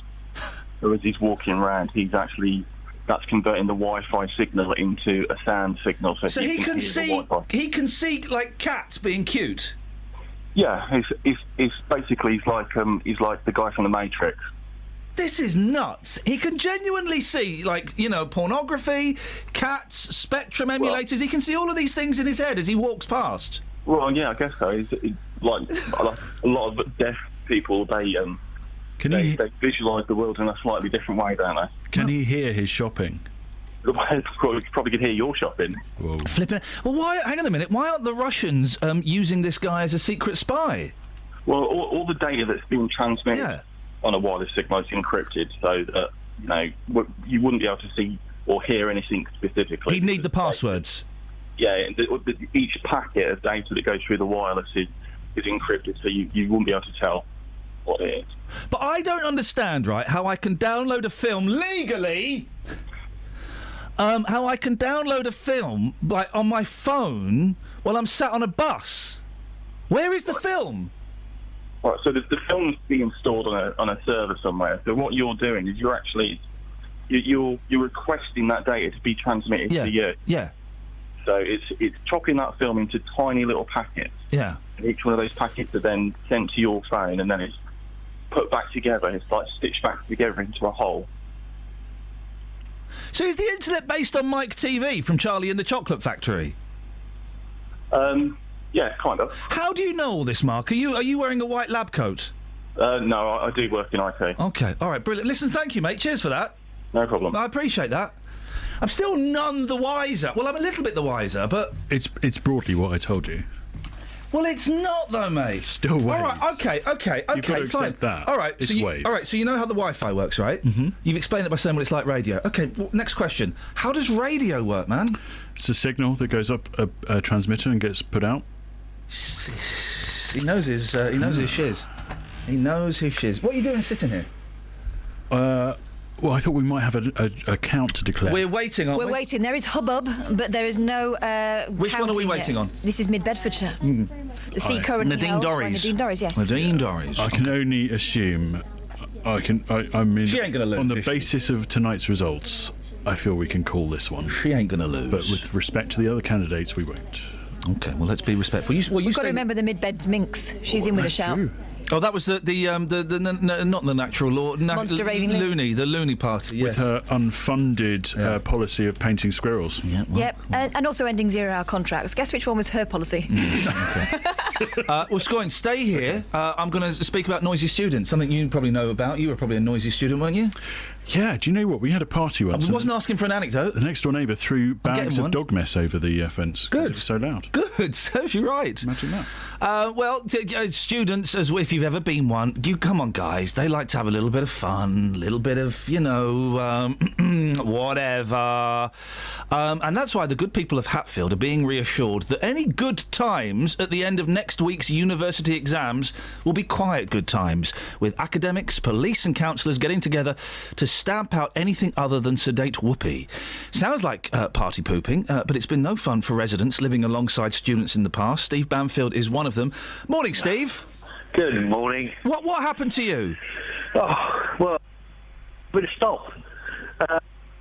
South Hatfield, we used to. I know this sounds dramatic, but I had to move out of South Hatfield. It was either kill a student or move out. Well, I'm glad that you took the legal option. What was going on that was so bad? It was just constant. It wasn't just at the end of their exams. We had it constantly. Every other week, one of the students locally would have a party. We had one party with students in a 3-bedroom house Wednesday night. Say that again, Steve. Your line keeps breaking up. I don't know if you're moving around or something, but you keep dropping out. Hang on. I'll tell you what it is. Earphones in. Oh, the blooming earphones. There we go. That's better. We can hear you. Go on. So you say that again. No, we had they decided to have a party on a Wednesday night. They had over 400 students in one house. Yeah. This is 3 doors away from myself. We had the police from the Met, St Albans, Watford, Welling Garden City, Stevenage, because our own local police told us, the first police car turned up and drove past. They thought, we're not getting out. Now, John Baldwin was in charge of the university at the time. We had him in, a couple of weeks later, we had him in the house, the police, all the local residents. And it just got worse and worse and worse. I mean, I ended up having to threaten the police on one occasion. Another Wednesday night, we've got to go to work. I've got children, had to go to school. We've got to go to work. By 2 o'clock in the morning, the noise from this party across the road. Well, how often was this happening, Steve? Oh, on a regular basis. What, every Regular week, basis. every other week? Oh, yeah, no, it was absolute torture. And did the council or the police or environmental health, did they do anything? Well, what we used to get was you phone the police up. Well, it's nothing to do with us. Phone environmental health. Well, where are they at 2 o'clock in the morning? Because they're not. You can't get up with them at 2 o'clock in the morning. And the trouble is, it's a long process for the environmental health. You have to keep records. You have to take. And by the time you've got round to doing all that, they've left anyway. Did you go and speak to the people who lived in the house? Oh, yeah. As soon as the first time they did it, I mean, I'm a very reasonable human being. The first time you go and knock on the door the next morning and say, look, we appreciate, you live in it, but you've got residents living around you. You need to think about the residents as well. Please don't do it again. And of course they would. The university has a thing that if they get enough complaints from residents, you will be kicked off your courses. They have never, ever done that. And it's like saying to a child, if you do that, I'm going to smack you, and the child does it, you don't smack them. Yeah. Well, this is what the university does. I mean, unfortunately, the university has the attitude that they run Hatfield because they do bring a lot of money into Hatfield, we don't deny that. But they can do whatever they want. They don't need to control these youngsters. I mean, they're youngsters. I've got nothing against youngsters. Steve, come on. You were young once. You're a party pooper, Steve, let me put it to you. You're a square. You're an old fuddy-duddy. Yeah, no, I mean... It wasn't so bad when they would come around. We used to have parties. They come around. Some of them, you get really reasonable students. They come and knock on the door. We're having a party Saturday. Yeah. And it was never a problem. Yeah. It was when they were doing it midweek. I was an HGV driver, being awake at 3, 4 o'clock in the morning because of this party. I can't go to work safely. I've got to take days off work. It was ludicrous, and it's still going on now. And all this that they're doing now, they're saying, "Oh, we're going to do this." It's nothing. I sit here and go, "Yeah, really." We've actually moved house. We now live in Hatfield Garden Village. It's lovely. There's no students here. We've been here for 3 years. Seriously, I have never been out of my front door. Who do you blame, Steve? Who do you blame? The university. Yeah. They really don't pull it. I mean, it's not. We're not saying we don't want them to have parties. Of course, they can have parties. We're not. It's when they have them. They're shouting and screaming in the street. You know, there's no respect for anyone else that lives there. It's just that we're going to have a party, and it's like sticking their fingers up. We'll do whatever we like. And then when you speak to the university, I will go around and have a word. It doesn't stop it. They're threats. They give the students idle threats, and you can't do that. You know. How are you sleeping at night now, Steve? Beautifully. Good lad. Beautifully. I'm glad to hear it. Listen, I really appreciate your time this morning. Thank you, mate. No problem. Cheers. Bye-bye. Steve Banfield had to move. I'm trying to think back to when I was a student a long time ago, and boy, oh boy, is it a haze. I remember always being really aware of noise and being really terrified of getting a rollicking for the noise. But then saying that, in the third year, we had a drum kit in our house. I've got no idea why. A drum kit and loads of amps, and we would just play. But we were above shops. We were next door to a family. Oh, flipping hell, they were so noisy. So noisy. And so we used to turn the speakers and face them at their wall. They're family with kids and stuff. They were one of those families that had loads of plants in the window, so you couldn't see into the house. The window was like covered with spider plants. Oh, tropical. Stuff. Yeah, it was horrible. So we would turn. But then the other, I don't remember who was the other side. I remember once we were rocking and rolling, as you do, and some people from 3 doors down, some Canadian students came along and knocked on the door and said, "Hey, you're making too much noise, eh?"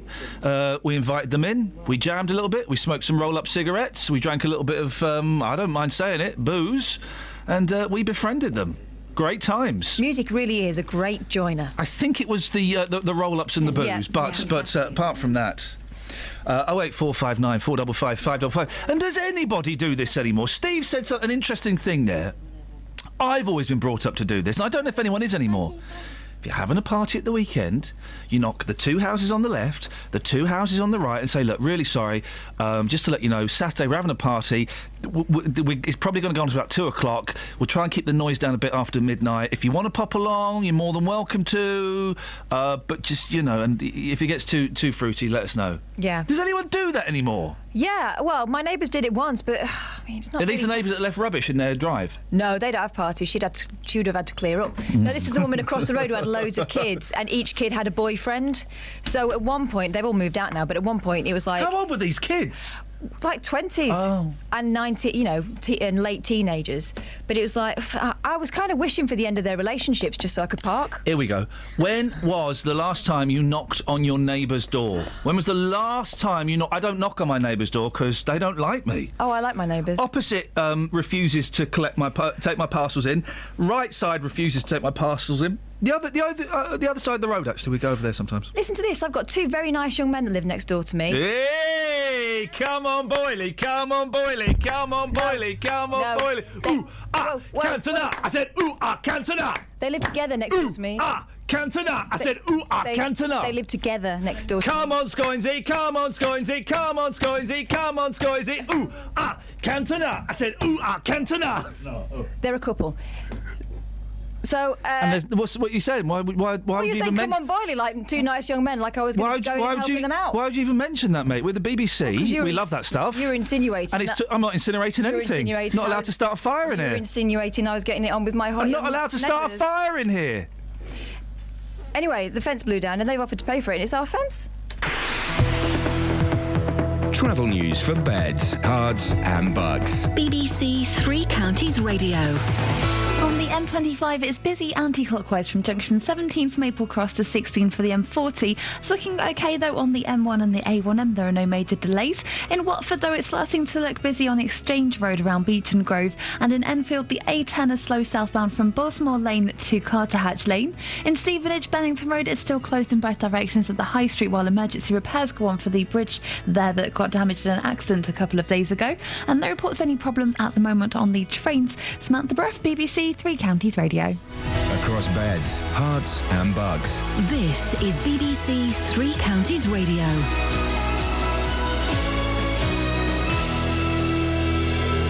It's 7:30. I'm Simon Oxley. David Cameron is on course to be returned to Downing Street for another 5 years. The other big winner of the night is the SNP, which has made spectacular advances across Scotland.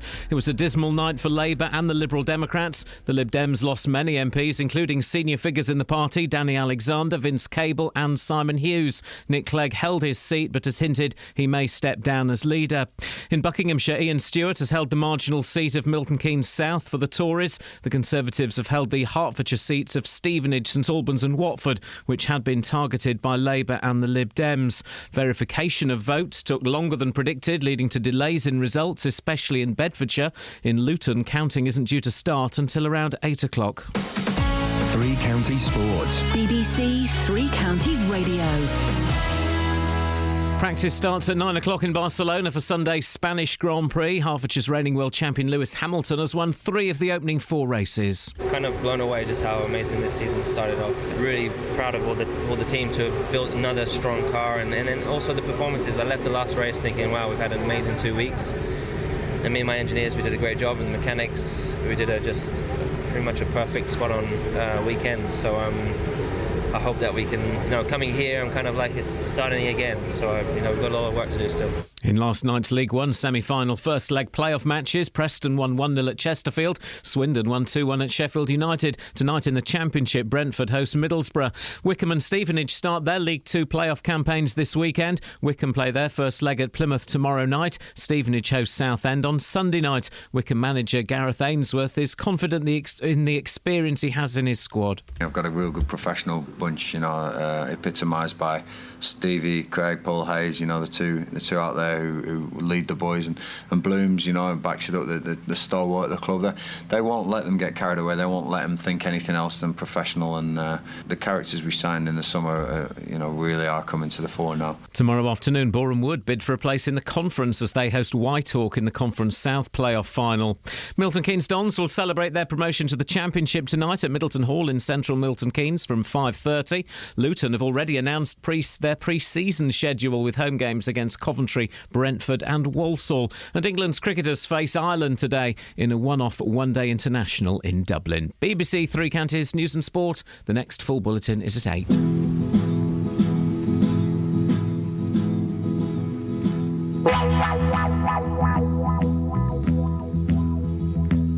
If you walk down through the woods today, you won't believe your eyes. In an old log cabin on the Great Whale River underneath the rolling skies, it's a man called Woodrow all alone. You can hear the woodchops cry. He swings his axe all day and chops the trees away. Chop, chop, chop, you can hear him singing. Chop, chop, chop as his axe is swinging. Chop, chop, chop through the woods it's ringing. Timber, timber. Chop, chop, chop, give it all you can. Chop, chop, chop, sang the woodchop man. Chop, chop, chop, through the woods it rang. Timber, timber.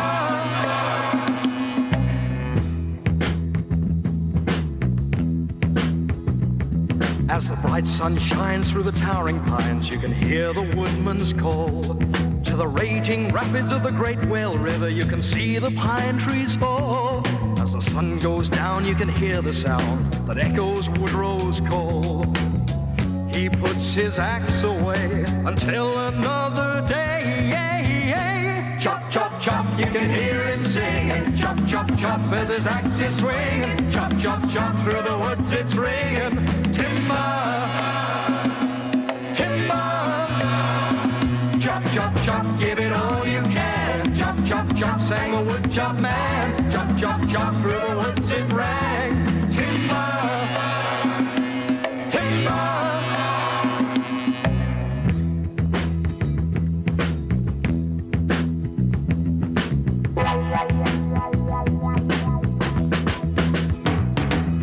Bow, bow, bow, bow, bow. Bow, bow, bow, bow, bow, bow. Bow, bow, bow, bow, bow, bow. Timber, timber. Chop, chop, chop, you can hear him singing. Chop, chop, chop, as his axe is swinging. Chop, chop, chop, through the woods it's ringing. Timber, timber. Chop, chop, chop, baby, all the gang. Chop, chop, chop, rang a wood chop man. Chop, chop, chop, in the woods it rang. Timber, timber. Chop, chop, chop, you can hear him sing. Chop, chop, chop, singing. Chop, chop, chop, chop. Oh, Delia, I've got to stop you there singing Timber. We're going to go live to Louise Parry, who's at the count for mid-beds. Hello, Louise. Hello. I'm kind of whispering because they're about to go and stand on the stage. Be loud and proud. Those guys love it. What's happening, Louise? Tell us what's going on. Well, everyone's assembled. We've been here all night. It's been a long member of a night, and the returning officer, who's the chief executive of the council, is just standing up. Here you go. This is when Nadine Dorries is currently the MP. Let's see if she still is. I, Richard Carr, being the actual returning officer at the above election, do hereby give notice that the number of votes recorded for each candidate. I feel so grown up.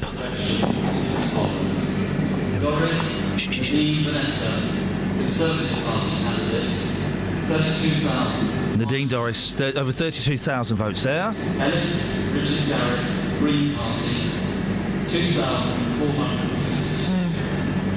Ireland Timothy Scott, Independent, 384. What was the point, really? I mean... Linda Ann, Liberal Democrats, 4,193. Oh, blimey. Kelly Ann Maria, the official Reagan Union Party, 294. Colin Charlie, Labour Party, 9,207. Well, there you go. It's a clear victory for Nadine Dorries. It's going to say, you're saying that the votes are up for Nadine Dorries? Yeah, I think my calculation is just around 4,000 increase for just about 4,000 increase for Nadine Dorries in Mid Bedfordshire. So she'll be very happy about that. That seems to be in line with the national swing. There we go. Quite a quiet one, that one. They were clapping after each one, the ones I heard overnight. I would imagine a lot. Everyone's gone home. Yeah. Louise, are you allowed to go home now? No, I've got another count to wait for. Oh, council? Oh, blimey. All right, we'll leave. Southwest Bedfordshire. Oh, OK, yes, right. OK, Louise, listen, thank you very much indeed. Louise Parry there. Well, that's Nadine Dorries. Yes, the next one for Louise will be Andrew Salou's seat. OK. And, I mean... I don't think we're going to see many surprises there either. But Dealey, were you surprised by that? I wasn't surprised. What I was surprised about, though, was a real lack of noise there. Well, where's the energy? They've all gone home. They've all gone home. Justin, can I just say, Justin knows about getting energy out of people. This was Justin on a National Express coach once. Well, I'm actually on the coach now.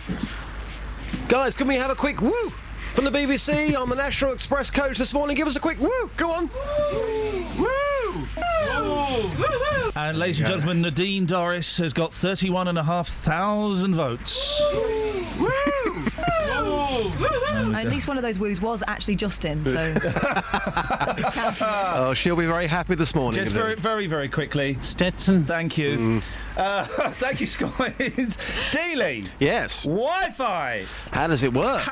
Do you know how it works? It's one of those things. We all use it. We should all know what it does. How can I go into... I was in Costa yesterday. How can I go into Costa, sit down...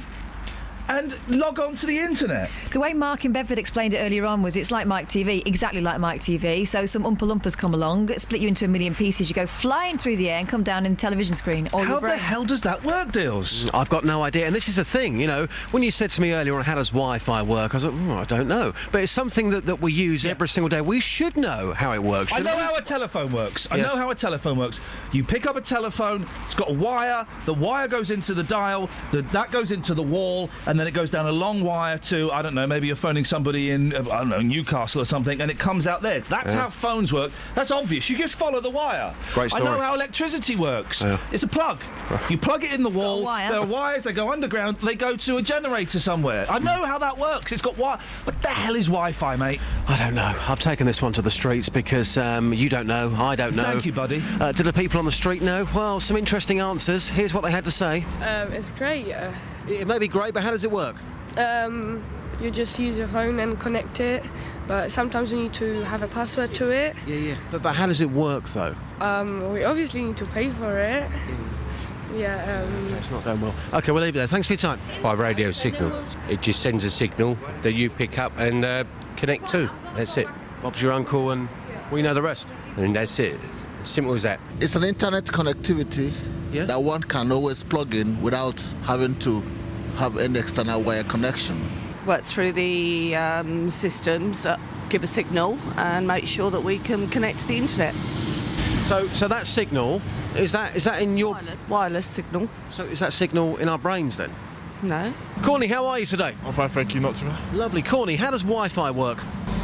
It's internet. How does it work? I don't know. Here is a man who has got 3 Counties radio on his coach here. Sir, you must know about what Ian's been asking about this morning, Wi-Fi. How does Wi-Fi work? How does Wi-Fi work? Probably via radio, I should imagine. This is really weird. I can hear Ian in the background here on this coach. OK, keep going. How does Wi-Fi work? I reckon that it's done by radio waves, possibly microwaves because of all the dangers. Microwaves? Microwaves, because of all the dangers associated with mobile phones and that, but not 100% sure, but possibly radio waves. Right, several things. First of all, from now on, every time I get asked a tricky question, I go, well, obviously it's the systems. Yeah, it's the systems. It's the systems. And we all know now that mobile phones don't harm you, don't we? I thought we did. I was even texting someone this morning whilst filling my car up with petrol and smoking a fag. Mobile phones don't hurt you, do they? You really want to be the bad boy, don't you? I want to, please. Please go and be the bad boy. Well, I don't think so. I think obviously, research comes out about phones all the time, but so many people are using mobile phones. In my opinion, if they were that bad, they'd ban them, wouldn't they? Well, if they were bad... Well, unless they made them loads of money. Yeah, mate, they wouldn't, because I don't know, like cigarettes and alcohol and stuff, they're not banned and stuff, and yet they're really bad for you and stuff, but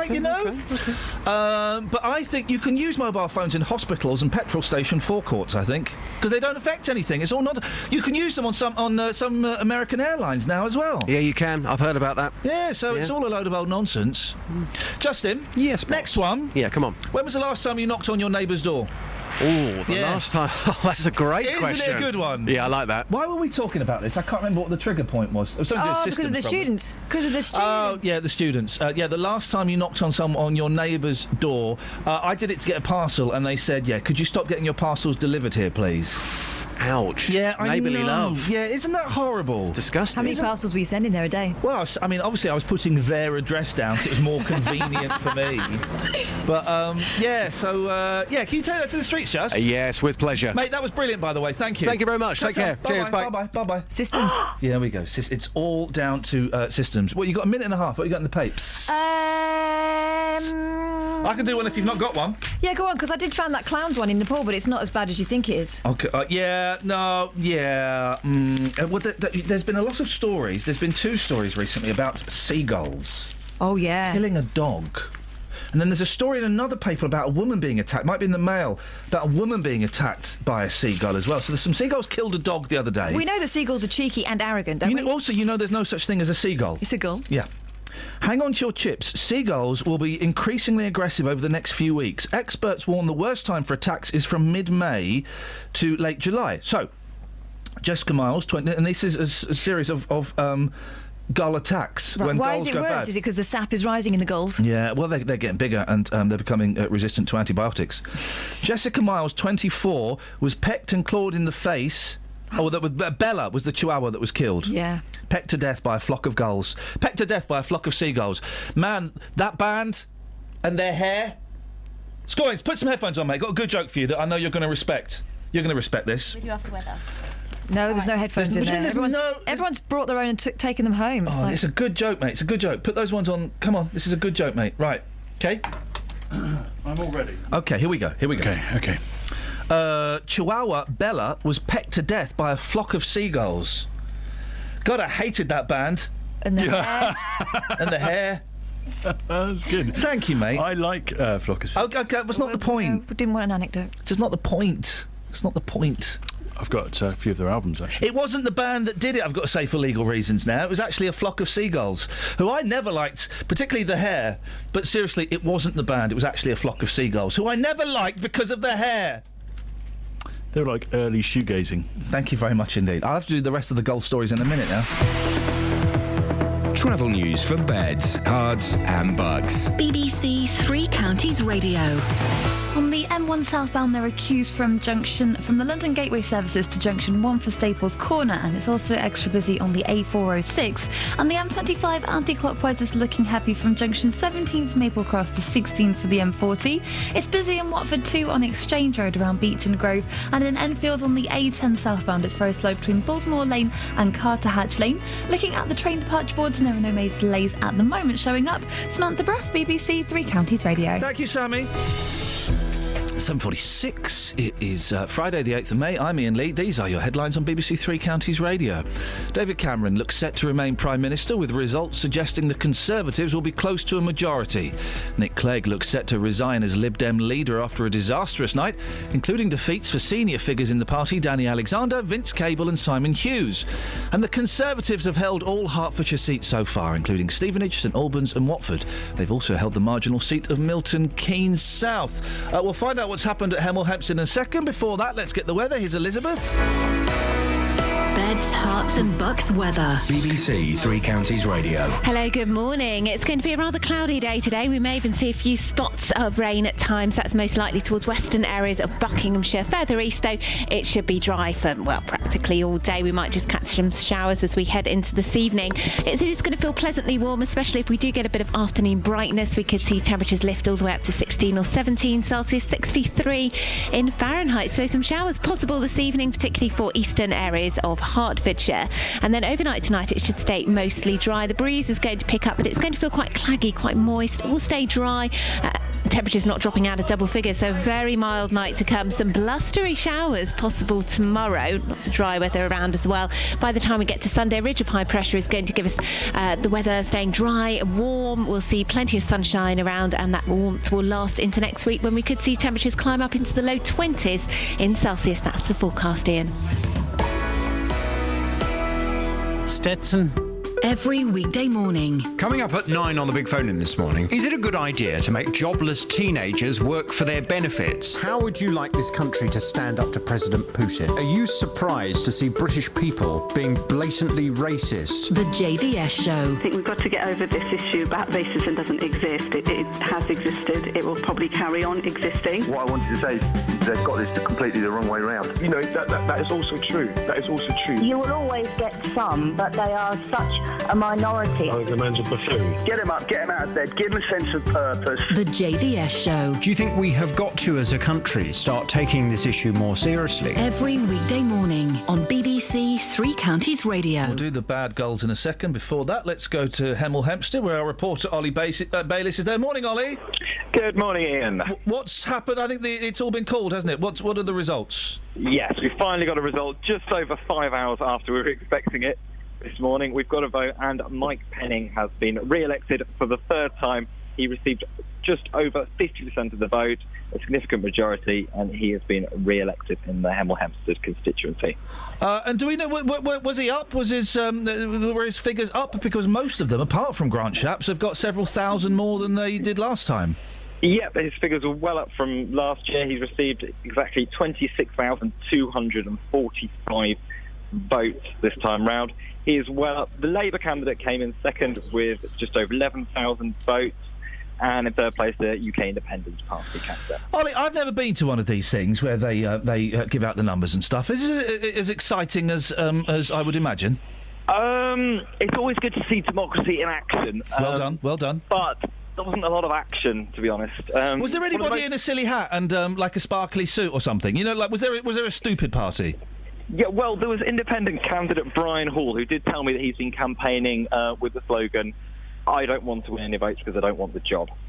Hey, that's genius, that is. Votes. 250 people back that. But did he dress up for the occasion, Ollie? He did, yes, he did. He had one of those Google glasses, which looked quite flashy and unusual. When you say the Google glasses, do you mean the ones where the eyes pop out, or Google Glass that they stopped making because no one was interested? Yeah, the second one. Okay. The ones they've stopped making. He's got He his had finger one on of the those. pulse. Isn't it fun? That's how old I am. To me, Google Glass is the one where the eyes on the Goggly eyes. springs. Yeah, that's what that is. And the Green Party candidate was here in flip-flops, which I thought was... Oh, dear. Well, of that's course exactly, they were. that sums them up, doesn't it? And that's why they've done terribly. Get He some did tell me earlier that his campaign was hindered the fact that he didn't live in the constituency and didn't have a car, so he had to get 2 buses to come and campaign in the area. Was he wearing socks with his flip-flops? No, he wasn't. Well, that's something. Ollie, free bar? No free bar, not even free tea and coffee. That's outrageous, Ollie. £2.50 for a coffee here. Really? That's the price of democracy. Forget the Tories winning the election today. The Hemel Sports Centre has won the election today with the amount of money that's been spent. Mate, I hope you've kept all the receipts. I have indeed. And I've got a few receipts as well I can sell to you at a very reasonable price. Ollie Bayliss, thank you very much indeed. I like what they should do. All the stupid parties with the people in the top hats, the sparkly hats, and the monkey suits, the monkeys, all of that. I want to hang out with those guys. I want to hang out with those guys. Right? Imagine if all of those guys won. Some might argue that the guys in the monkey suits did win. But imagine if all the freaks and the nut jobs won. Wouldn't that be great? And everyone going, well, what do we do? Hey, it's democracy. It'd be great for a day. Yes, then it'd get they would dark. literally crash the country into the sea. We'd crash into France, wouldn't we? Oh wait, by the way, if you want to give us a call about the election, I mean you can do. I'd rather take your calls on when was the last time you spoke to your next door neighbour, or you what's your favourite hat? 08459 455 555 is the telephone number. If you want to give us a call, I think we've got Mike Penning on the line. Good morning, Mike. Hi, Ian. Congratulations. Very bleary-eyed, but I'm very proud. Why was there such a delay? 5-hour delay or something, wasn't there? Yeah, I think one of the biggest things is we had town, parish, local, and the general election one of all those. at the same time. And it just took a long time to make sure that they were all in the right boxes. But once they got going, it was really good, and I'm ever so proud. Over 52% of the vote, and an increased majority, over 14,000 now. It's been a good night for the Conservatives all in all. Why do you think they've done so well when the polls yesterday weren't quite calling it so clearly? Well, the polls haven't been calling it very clearly for weeks, and for those of us that have been knocking on the doors and talking to people, not just in my own patch, but in places like Watford and Stevenage, where I was helping as well, it was plainly obvious to a lot of us that the polls were fundamentally wrong, and this was 92 all over again. And I hoped I was right, but the exit poll really proved it, I think. Early on, there was a lot of humble pie that needs to be eaten by a lot of very, very highly paid pundits. And how much would you pay to watch Nick Clegg eat humble pie? Well, I think I did, actually, because I was lucky enough, because my vote was so late, to see him do that. But I think it's not about so much humble pie for Nick, is that the public have made a conscious decision as to who they wanted to run the country. And that's happened, and the Liberal Democrats have been absolutely creamed. And to be fair, a lot of Labour guys that thought they were perfectly safe, not just north of the border in Scotland, but in England as well, and in Wales, have also found the same problem. We've heard some people this morning saying Peter Lilly, I'm referring to specifically, saying it's a great day for democracy, and then a few minutes later went on to say, I'm very nervous about what happened in Scotland. The rise of the SNP, I think they got 56 of the 59 potential seats. That's democracy as well, isn't it? Yes, of course it is. And I think I don't know what Peter said, but I can assume, and what I would say, is I'm really worried about the union. We have had a referendum in Scotland. Scotland made a decision, but now we have a party that has been elected by the public which wants to break up the United Kingdom. And I think that's the worry I would have going forward from here, as well as making sure that we can, govern in a fair way. Mike, policing minister, Ollie Martins, of course, the Bedfordshire PCC, has had a referendum, which will get the results at some point, about giving more money to the police. He's very nervous. What are your thoughts on that? Well, Ollie made the decision to go to the people and ask for more money from the local taxpayers, and that we left that in the legislation for him to do that. I think PCCs are a great success. Unfortunately, we'll be able to keep them now because the Labour Party was going to abolish them. But it's up to Ollie. But I think there are savings. Do you want to keep Ollie Martins? Well, Ollie Martins is for the public to decide whether or not he's elected, and his election will be next year in 2016. But there are savings, particularly in procurement, that I know as a police minister that could be made, and we could work better. And the management need to really get together with the other, not just with Herts and Cambridgeshire, but actually in other parts of the country, to see how the taxpayers' money can be spent better. The Chief Constable says they're on their knees. I know what a chief constable says, and if I was a chief constable, I would probably be saying exactly the same, because they are there to fight their corner. Yeah. I'm here to fight the corner of the taxpayer. Crime is massively down, and at the same time, we have had a really difficult austerity time. But I'm still determined that we have the best police force in the world. But there are ways that we can save it within management and procurement to do things better. All right, Mike. Listen, congratulations. Are you off? What happens now? Are you off to bed? Are you off for a champagne breakfast? How does one celebrate like this? What's interesting is I was going to go and get my head down for a half an hour or so, but today is VE Day. One of the reasons we've been able to have this great event over the last 24 hours is because so many people gave up their lives, and the war ended today, all those years ago. So I will be laying a wreath at my cenotaph here in Hill at 10 o'clock with the Legion. And then I'll be back for my local council account, supporting those people that supported me so much over the last 5 years. Mike, congratulations. Thanks for joining us. Have a good show. Take care. Bye-bye. Bye-bye. There we go. 08459 455 555. Smooth, isn't he? He's good. You can see he's good. You know, he's keeping it real. He's good. Just for those of you who just tuned in, Esther McVeigh lost her job today. I don't know. I mean, such a friendly person to talk to. I'm going to miss being interrupted by that woman. So, bad gulls. Chihuahua Bella was pecked to death by a flock of seagulls. I never liked that band. The hair. The hair, though, was good. Is what made them. Okay. Jessica Miles, 24, was pecked and clawed in the face by a gull in Cheltenham last year. She said, "I was terrified. I had my hands up to protect myself and I was screaming for my friend to help me. Oh, man." Do you know how they got out of it? This is brilliant. How? They put a finger up a... I was screaming for my friend to help. He punched the seagull and we legged it. Imagine that. Punch, run! You've got to be desperate, though, because they're sharp, seagulls. Walkers in London's Hyde Park were shot last year by a rogue gull that was grabbing pigeons to drown them in the Serpentine. Evil. The Royal Mail halted deliveries to a Cornish street in 2013 because its posties were being attacked by belligerent gulls. Flippin' heck. Pensioner Wilfred Roby, 80, died, murdered by gull, of a heart attack after being attacked by gulls in his back garden in Wales in 2002 as he cleaned near their nests. Oh, my goodness. Flippin' heck. And radio host Gary Robinson, no, me neither, was left with a broken nose and needing stitches last July. Oh, no. This guy's flip. I feel bad I've started this one now. He's a plum. Tell me what happened to Gary. Radio host Gary Robinson, this is all his fault, was left with a broken nose and needing stitches last July after he fell while fleeing a swooping seagull in Dundee. Oh, no, he fell over. Swooping. He fell over. So idiot falls over. And the Dairy Maid Cafe gives its customers in Devon water pistols to ward off gulls. Well, that just... Seagull stole my sandwich once, and it was a chicken one. Disgusting. It's like cannibalism. Travel news for beds, cards and bugs. BBC Three Counties Radio. On the M1, 2 lanes have been closed northbound between junction 11 for Dunstable and the Toddington services because of an accident. So there's 40-mile speed restrictions in the area as well. On the M25 anti-clockwise, it's busy from junction 17 for Maple Cross to 16 for the M40. And in Mill Hill, it's also looking slow on Watford Way from the Apex corner southbound to the Broadway at Mill Hill Circus. In Milton Keynes, the A421 Standing Way has roadworks at the Kingston roundabout. They aren't looking too bad at the moment, but they do get busy as it starts to get more towards the rush hour, so expect delays later on this morning. No reports of any major delays on the trains. Samantha Bruff, BBC Three Counties Radio. Sammy? Yes? We've worked out how Wi-Fi works. It's the systems. It's the systems, yeah. When was the last time you knocked on a neighbour's door?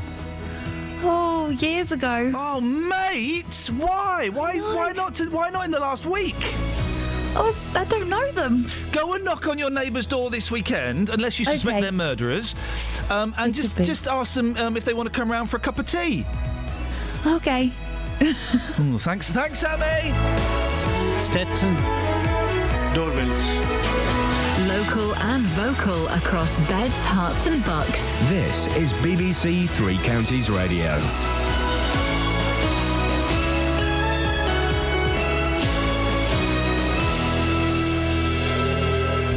It's 8 o'clock. I'm Simon Oxley. The headlines: David Cameron set to remain Prime Minister, Nick Clegg set to resign, Tories hold Milton Keynes South, Stevenage and Watford, and in other news, 7 people charged over death of Hertfordshire student. BBC Three Counties Radio. David Cameron is on course to be returned to Downing Street for another 5 years, defying the predictions of the opinion polls. This is clearly a very strong night for the Conservative Party. I think we've had a positive response to a positive campaign about safeguarding our economy, about creating jobs.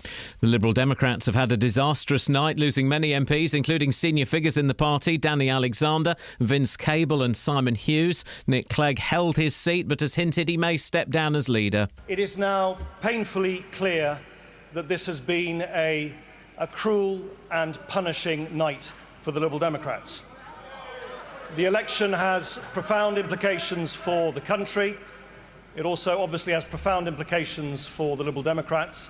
Ed Miliband kept the question of his own leadership open but admitted the results were not going well. This has clearly been a very disappointing and difficult night for the Labour Party. We haven't made the gains we wanted in England and Wales. And in Scotland, we've seen a surge of nationalism overwhelm our party. In Scotland, the SNP have made sweeping gains. UKIP has taken about 10% of the vote, but so far has won only one seat, Douglas Carswell holding on to Clacton. In Buckinghamshire, Iain Stewart has held the marginal seat of Milton Keynes South for the Tories. It's been an immense honour and pleasure to serve as the MP for Milton Keynes South in the last Parliament. I look forward to doing so in the next Parliament. And a very special thanks to my wonderful campaign team. David Liddington held Aylesbury for the Conservatives, with UKIP second. Elsewhere in Buckinghamshire, the Tories held Beaconsfield, Chesham and Amersham, Buckingham and Wickham. The Conservatives have held the Hertfordshire seats of Stevenage, St Albans and Watford. In Stevenage, Stephen McPartland held off the challenge of Council leader Sharon Taylor. Anne Main held St Albans. In Watford, Richard Harrington held his seat, with Lib Dem Mayor Dorothy Thornhill third. Conservative Party Chairman Grant Shapps has held well in Hatfield. It does look like David Cameron is headed back to Downing Street. It looks even possible that there may be an overall Conservative majority effectively, which we hadn't had before. And obviously that wasn't picked up in the opinion polls along the way. Elsewhere in Hertfordshire, the Tories have held Hemel Hempstead, Broxbourne, Hertfordshire North East, Hertsmere, Hertfordshire South West, Hitchin and Harpenden, and Hertford and Stortford. Nadine Dorries has held Mid Bedfordshire. Counting is still taking place in Bedford and Luton. In other news, 7 people have been charged by Hertfordshire police following an investigation into the death of a Watford student in October last year. 19-year-old Shahona Udin was found dead at her Leavesden Road home. 2 people, 32-year-old Salma Begum and 35-year-old Suhail Udin, also of Leavesden Road, have both been charged with murder. They and 5 others will appear before Hatfield Magistrates Court today. And a service will be held at the Cenotaph in London this afternoon to mark VE Day. It's the start of 3 days of events commemorating the end of the Second World War. The weather: sunshine this morning, outbreaks of rain this afternoon, a maximum temperature 16 degrees Celsius, and you can get the latest news and sport online at bbc.co.uk/3 counties.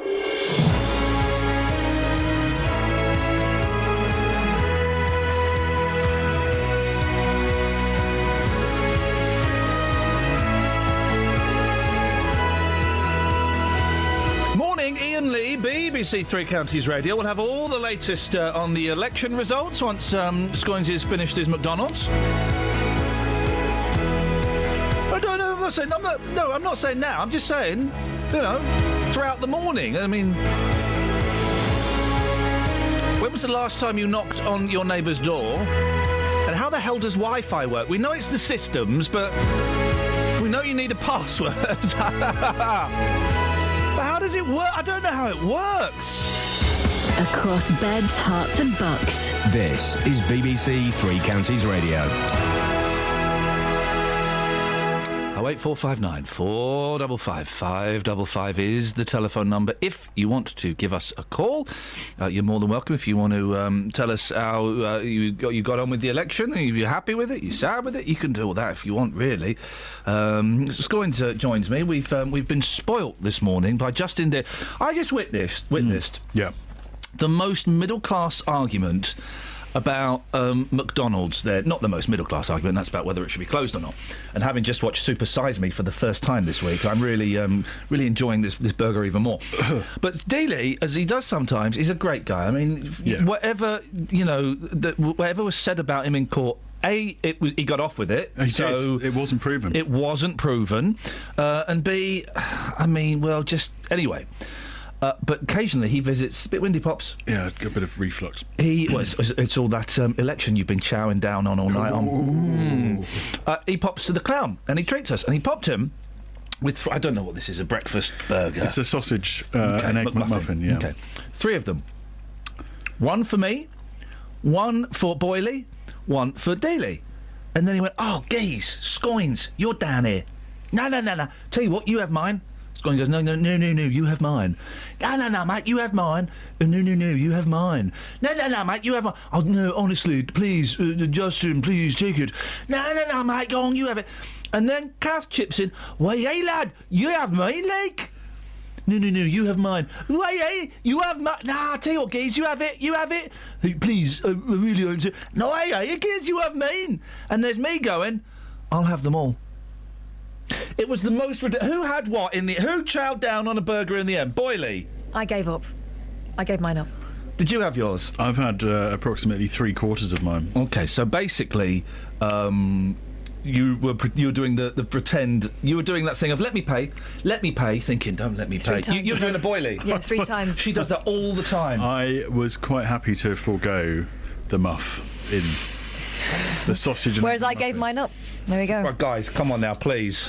Catherine. Problem, we were supposed to be speaking to Sharon Taylor, who unfortunately lost the election in Stevenage. OK, hang on, just explain who Sharon Taylor is, for those people who don't know. Sharon Taylor, she's the leader of Stevenage Borough Council. She was the Labour candidate for the parliamentary seat of Stevenage. Not answering her phone. She didn't win.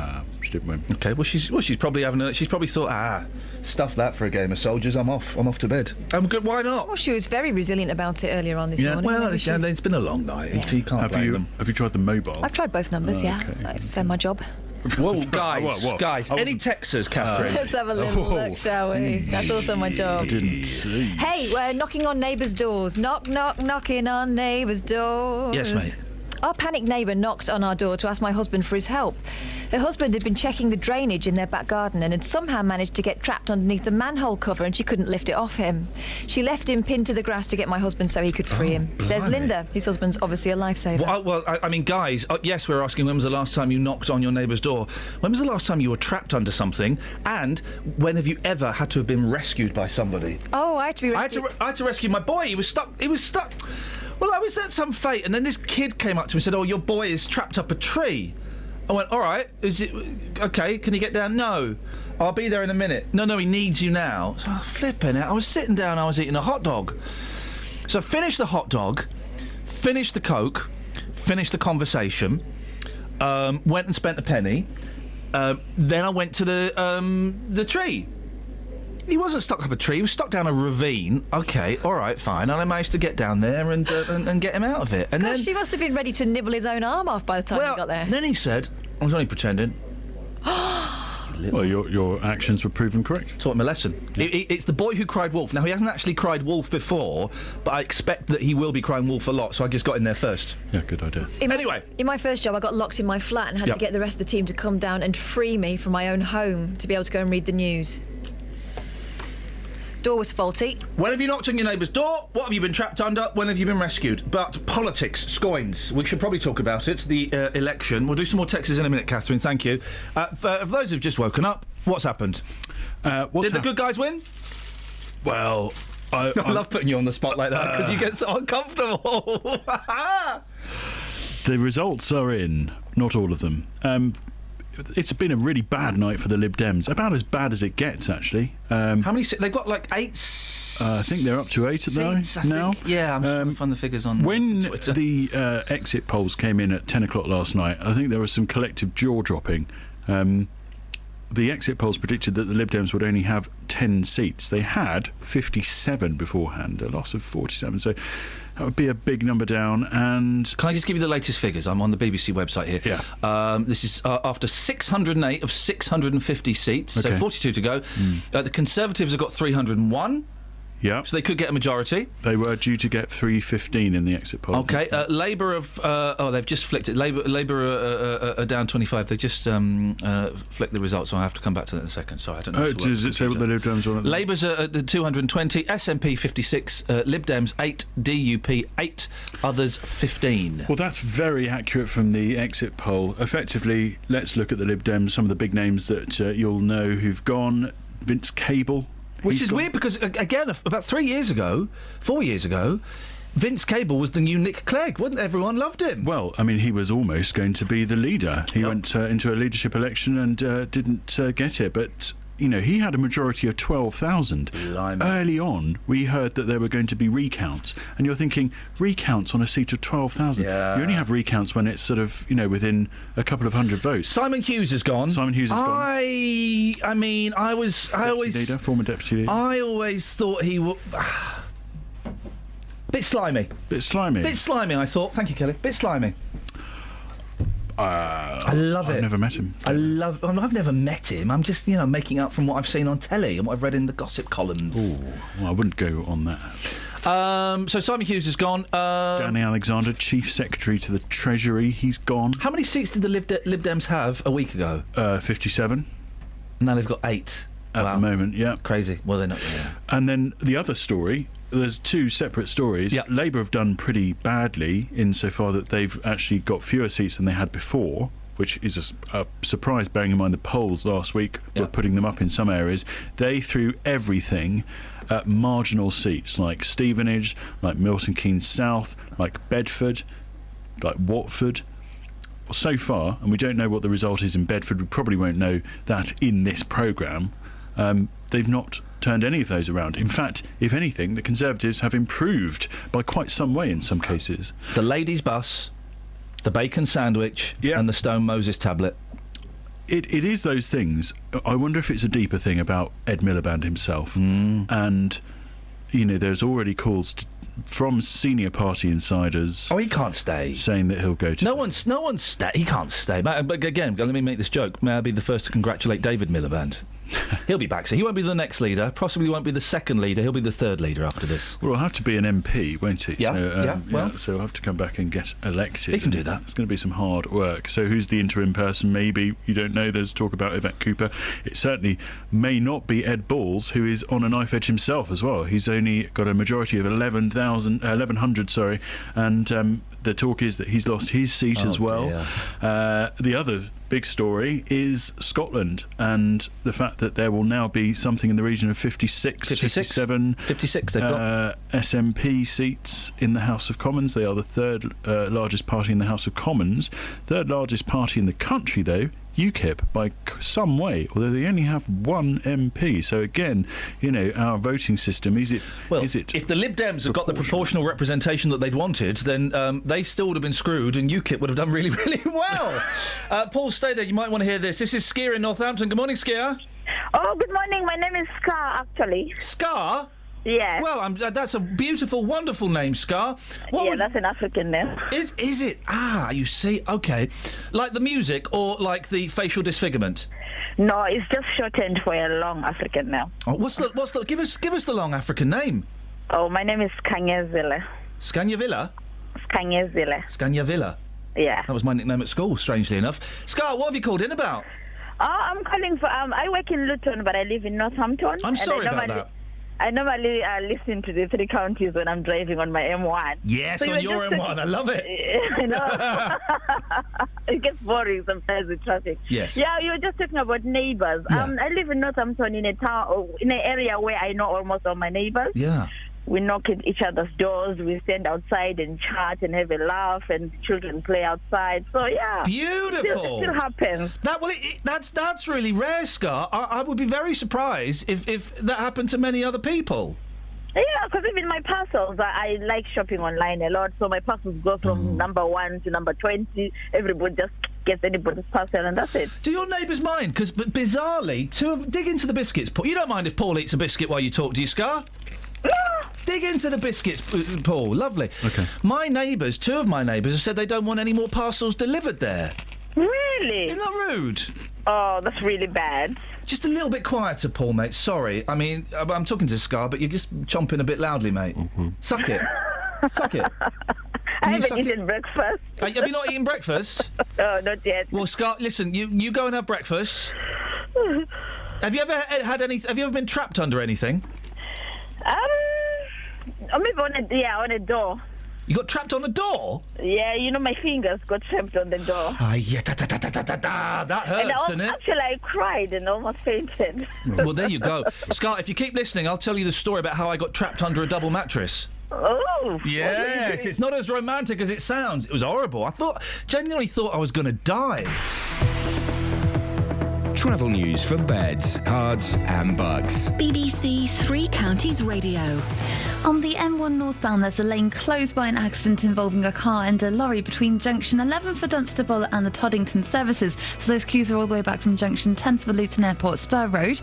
On the M25, it's slower anti-clockwise around junction 16 for the M40. And in Bricketwood on the North Orbital Road, that's very slow at the M25 junction 21A roundabouts. In Enfield on the A10, it's slow southbound from Bullsmore Lane towards Carter Hatch Lane. And in Milton Keynes, it's looking a little bit busy around the A421 Standing Way now around the Kingston roundabout where the roadworks are. On the train departure boards, there's no reports of any problems at the moment. Samantha Bruff, BBC Three Counties Radio. Thank you very much. 8:16. It is Friday, the 8th of May. Paul, stay there. We'll get that in a second. David Cameron looks set to remain Prime Minister, with results suggesting the Conservatives will be close to a majority. Nick Clegg looks set to resign as Lib Dem leader after a disastrous night. Labour's shadow Chancellor Ed Balls is predicted to lose his seat. And we've just heard about Mark Reckless. He was the Tory. Yes. Went to UKIP. Went to UKIP in Rochester and Strood. Won the by-election. Yes, and then hasn't won the general election. Jonathan Vernon-Smith. Well, let's end this music. Hang on one second. Counties Radio. It's quite exciting, all this, isn't it? By 4,000 votes, he's lost to the Conservative. That was kind of going to... Was that seen as a fairly safe one? The fact he'd won a by-election would have... Of the two that were in Parliament, Douglas Carswell always was the more secure MP, and I think, in fact, I think he's actually increased his majority as UKIPper in Clacton. Of course, we still don't know what's going to happen in Thanet South, which is where Nigel Farage is standing. Now, word there seems to be that he's not going to make it. He's perhaps not even going to make it into second position, which means he has said before that he would stand down. I'm going to stand down if I lose. Or at least offer. It's not bad, is it? It's pretty good. Got to stand down if I lose. No, let me speak. Left-wing bias. You made him sound a bit common, though. My impression of Nigel Farage is based on the impression of him on Dead Ringers. That's it. No, I'm Nigel Farage. No, let me speak. So we could see the end of Farage. We could see the end of Farage, Miliband, and Clegg. And Balls. Yes, they're recounting. Are they recounting? Apparently, they are recounting Balls. They're recounting in Ed Balls' constituency because there is a concern that he may well have lost his seat. So they've asked for a recount. Isn't it incredible? I'm assuming this is what you'll be talking about after 9 o'clock. Of course it is. From 9 this morning, I'm going to be asking. Ed Balls has lost. We've just heard. He's just lost his seat. We've lost Balls. That's a huge scalp. Isn't that incredible? I mean, oh my God! I can't, in my, relatively short time of doing this, I can't think of a bigger... Do you know what he came across as? Yeah. Smug and incompetent. That's why I always thought, very smug man when I saw him. And sometimes... So you need to, as an MP, you need to sound confident. I thought sometimes his confidence came across as arrogance and smugness, and I just wonder if people picked up on that. Particularly last night when he was suggesting, even after the exit poll, Ed Miliband could still be Prime Minister. Oh, was he? Yes. Okay. He may still form a government. Ed Balls going. Just explain quickly, Paul, why that's so significant. Well, he's the Shadow Chancellor. One of the most senior figures in the Labour Shadow Cabinet. He was in Gordon Brown's team. When Gordon Brown was Prime Minister, perhaps that was something which tarnished his chances this time around. It certainly was an easy hit for the Conservatives every time they wanted to sort of come back at him when he was criticising their financial policy. Their argument was always, well, you got us into this position. So, his majority was wafer thin. It was only 1,100, so it was a small one. And, there we are. Now, it's it's almost inevitable at this point that Ed Miliband, Miliband will go. Stay on. Are you going to be talking balls this morning, JVS? I'm going to be asking you pleased or disappointed with the election results. It's all happening as we speak. There's no point in me reading what I've got in front of me because already it's just changing constantly. It's out of touch. But from 9 this morning, I want your reaction to the results as we have them at the moment of the general election. It does look as if David Cameron and the Conservatives will form our next government. 304 seats for the Conservatives, 222 for the Labour. That's 613 out of 650. And I note that, and I don't know if you can give us any more information on this, Paul, but I note that the latest prediction is that the Conservatives are now going to win 329 seats, which will give them a very clear majority, won't it? It's slim, but yes, it would give them a majority. It would be a fairly slim majority, but it would get them to the point that they wouldn't need to go into coalition or even a minority government, and they could feel that they can go through. Cock up in Bedford. Catherine types on the screen. I'm just looking at Neil Bradford on Twitter. Returning officer for Bedford confirms box containing approximately 5,000 verified but not counted votes was put in the wrong place. The votes were originally omitted from the count, but the discrepancy was spotted immediately. They're now being counted. The mix-up has delayed the declaration. This is in Bedford, which is now predicted at 9 a.m. Returning officer stresses they were not lost or missing. So you'll get that on your... We'll report on... Because, again, that's a very close one, isn't it? Well, it very was close. always said to be, although increasingly I'm becoming less sort of convinced that it's a marginal. You know, if you look at all the ones that we thought were marginals, and let's look at them, you know, Stevenage, a much greater marginal than... it was a... So Bedford is the slimmest marginal that we had. I think it was only about 1,300. In all of the other marginals, Milton Keynes South, Stevenage, Watford to an extent, the Conservatives have increased their majority by quite some. But it feels as if it's gone against the previous feeling, if that makes sense. I mean, I drove through Bedford the other day, and Labour was just full of... Bedford was full of Labour boards everywhere, all over in people's gardens, Patrick Hall boards everywhere. You very much get this impression that he was absolutely on course to secure victory. So if he doesn't secure victory, surely it will be a surprise, won't it?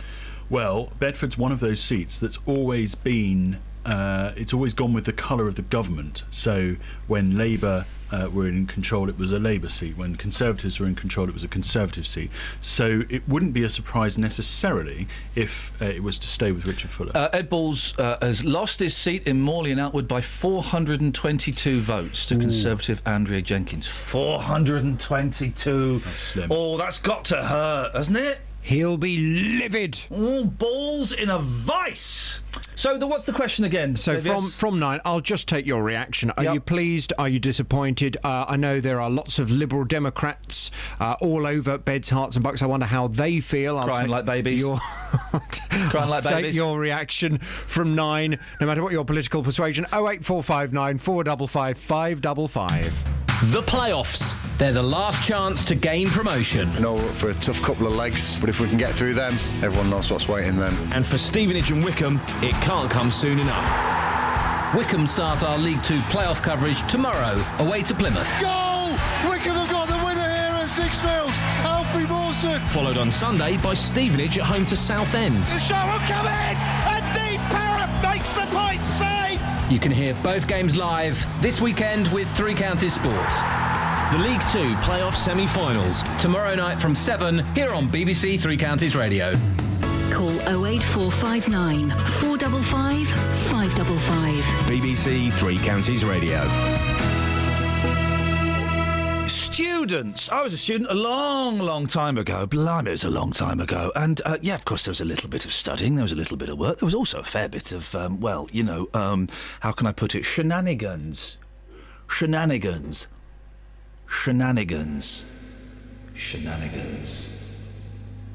Anyway, it would seem nothing's really changed, particularly in Hatfield, where it would appear the undergraduates get so leery, their university's joining forces with the police and local authority to keep them in line once exams finish next week. Well, Ross Renton is Hertfordshire University's Dean of Students. Morning, Ross. Good morning, Ian. Operation Balsam. It's a silly name. What is it?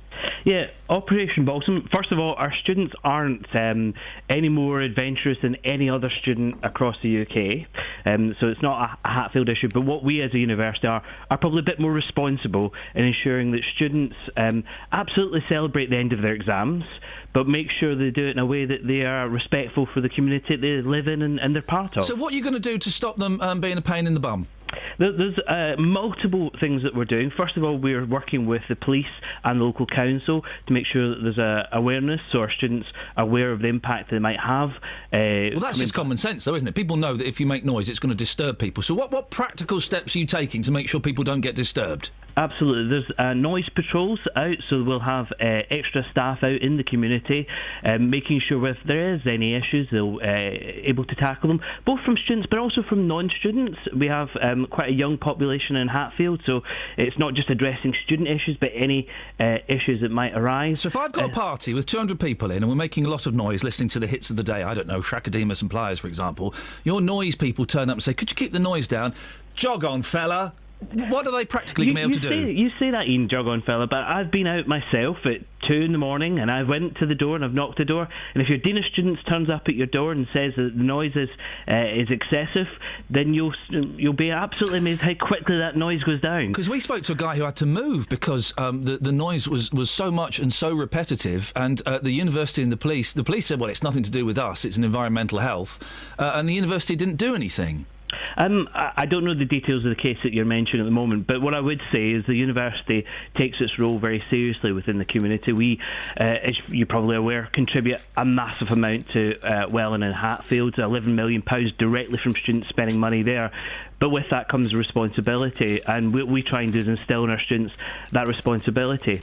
And it's all too easy sometimes just to blame students, and I think we have to look at the population in Hatfield and work with them. Yeah, but it is quite often students, though, isn't it? I don't understand you. Yes, it can be easy to blame students, but if it's them, then we should blame them, shouldn't we? Absolutely. If it's students that are doing it, then we will work with the local community to deal with it. I'm still not quite sure what you're going to be doing, Ross. As I said, we'll have noise patrols out. There's a helpline, which will mean that the environmental health will be able to help those where there's issues. Environmental health. I've called environmental health when there's noise going on, and they're pretty useless, aren't they? Well, we've put in additional resource, so actual real money is going in to support this, so there'll be additional staffing out there. The university puts in about £55 million, 55,000, sorry, goodness. Thank you, yes, Ross, calm down. £55,000 a year to help with these things. But let's not take away from the fact that our students do a huge amount of good in the community. And you think about the volunteering, the mentoring in schools and these things. Again, it's all too easy just to kind of focus on one issue. OK, well, this is the issue we're focusing on, Ross, but I appreciate your thoughts. Thank you, Ross Renton, Hertfordshire University's Dean of Students. Across beds, hearts and bucks. This is Iain Lee. BBC Three Counties Radio. OK, well, our reporter, Louise Parry, is at Chicksands. What's happening there, Louise? We're just getting the results. I'm just going to hold it out to you. OK. Liberal Democrats, 2,646. Scott Daniel, Labour Party, 10,399. Salute Andrew Edmund Armstrong, Conservative Party, 28,212. Van Wien.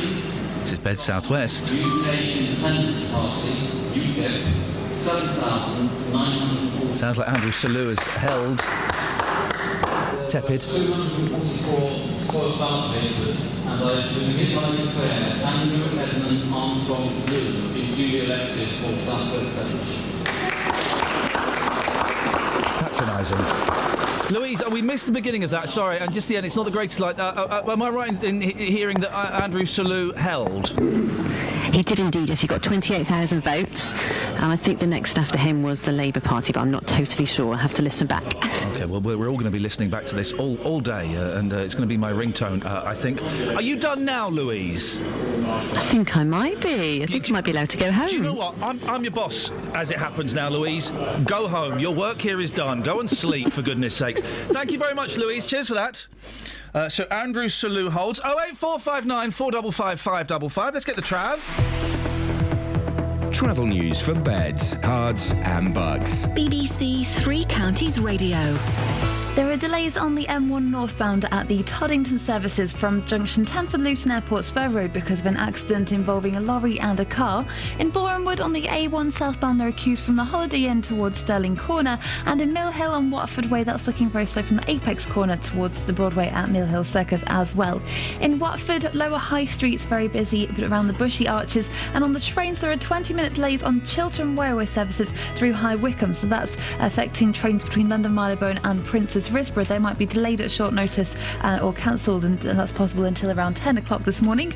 Samantha Bruff, BBC Three Counties Radio. Across beds, hearts and bugs. This is BBC Three Counties Radio.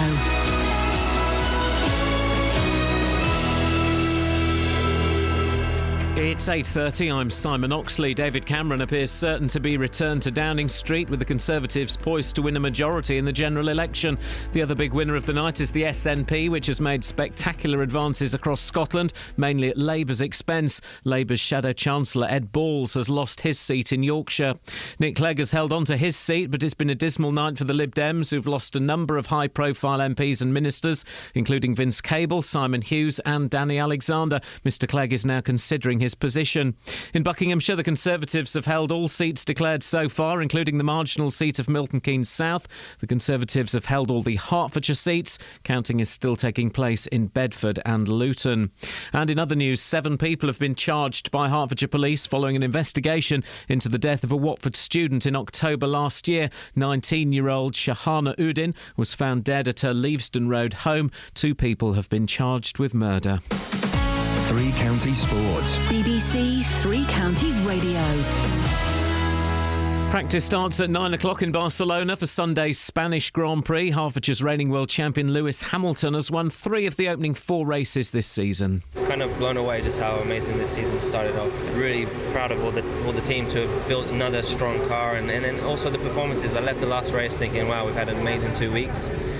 And me and my engineers, we did a great job, and the mechanics, we did just pretty much a perfect spot-on weekend. So I hope that we can, coming here, I'm kind of like it's starting again. So we've got a lot of work to do still. In last night's League One semi-final first leg playoff matches, Preston won 1-0 at Chesterfield, Swindon won 2-1 at Sheffield United. Tonight in the Championship, Brentford hosts Middlesbrough. Wycombe and Stevenage start their League Two playoff campaigns this weekend. Wycombe play their first leg at Plymouth tomorrow night. Stevenage hosts Southend on Sunday night. Commentary on both matches on BBC Three Counties Radio. Tomorrow afternoon, Boreham Wood bid for a place in the conference as they host Whitehawk in the Conference South playoff final. Milton Keynes Dons will celebrate their promotion to the Championship tonight at Middleton Hall in central Milton Keynes from 5:30.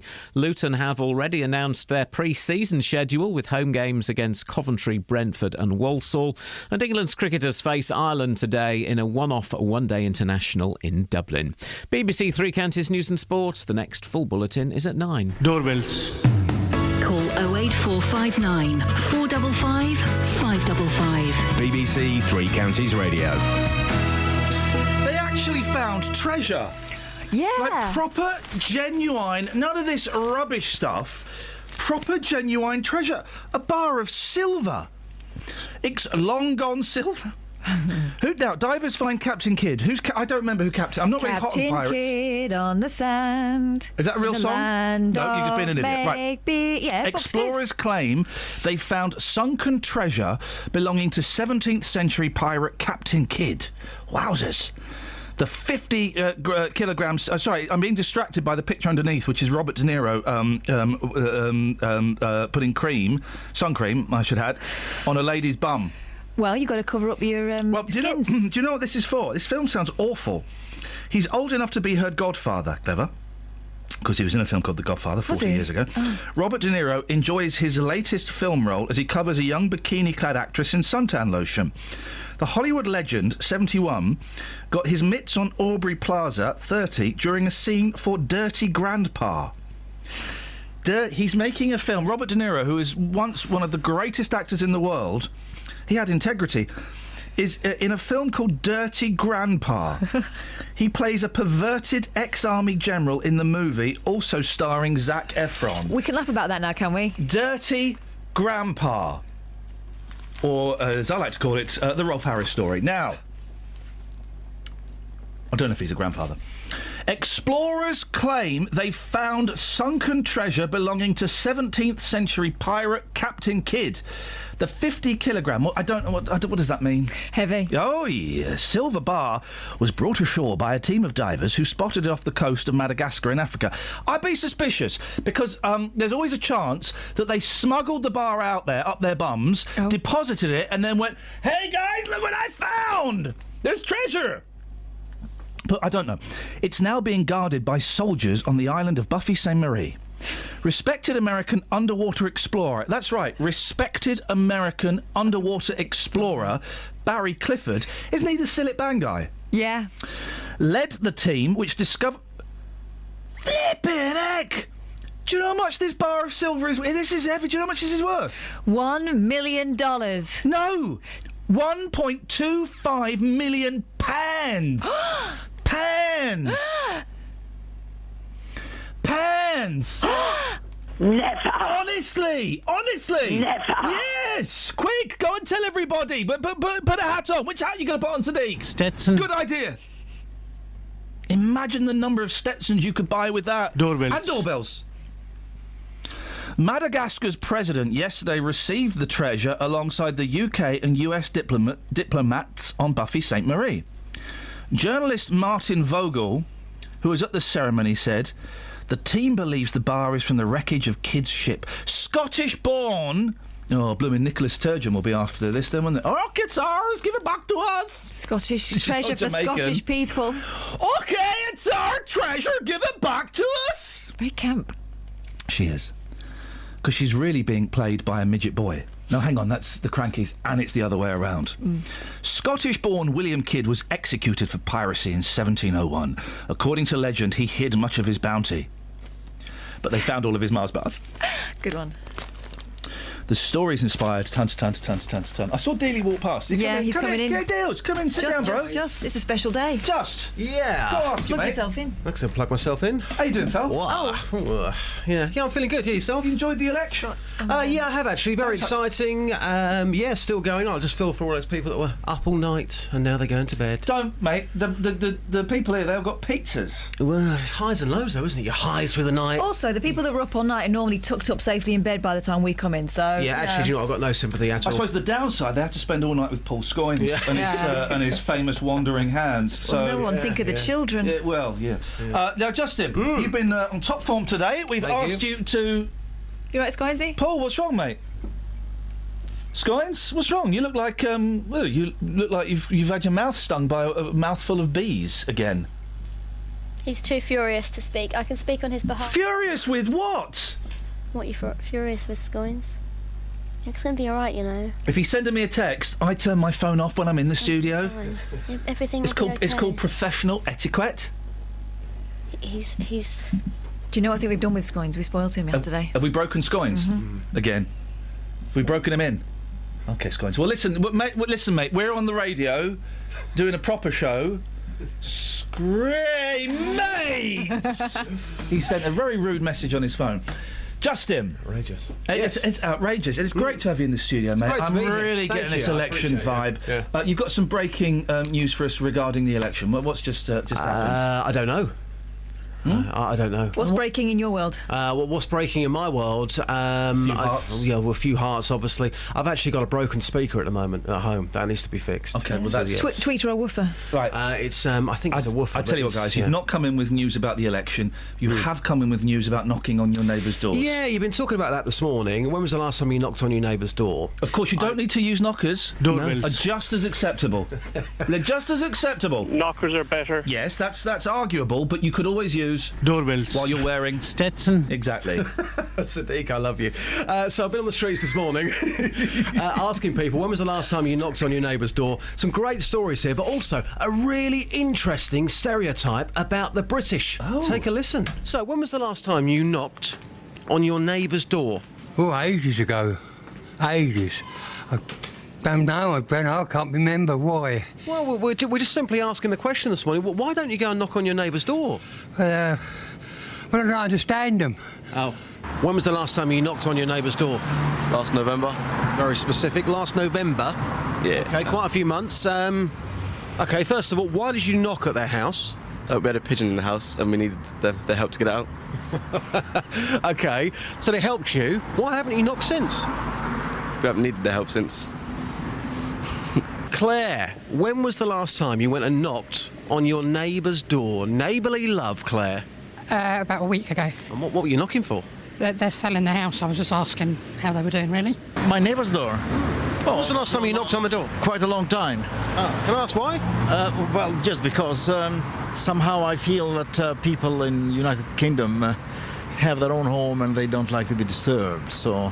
Well, not necessarily. No. If you knocked on my door, I'd invite you in for a cup of tea, we'd listen to some Engelbert Humperdinck, and away we go. Yeah, and the thing is that when you get in to a home of a British home, is simply, they are very friendly, but they don't like to disturb you, so that they're quite polite people. And it's an interesting stereotype. Thanks very much. Okay, you're welcome. He's right, though. An Englishman's home is his castle. It is, but don't come into my castle or even knock on the door, otherwise I'll fire at you from the slitted windows up in You wouldn't do that. If somebody knocked on your front door, surely you'd be friendly towards them, wouldn't you? I would be friendly. I don't like it. I don't like going to the front door. You could become friends with that person. What do you mean? I've got What, because someone turns up at the front door? No, but you could. Is that how it works? You could have great friends down your street. Surely they're the best friends to have because they're going to look after you, aren't they? No, they can see your comings and goings. I suppose.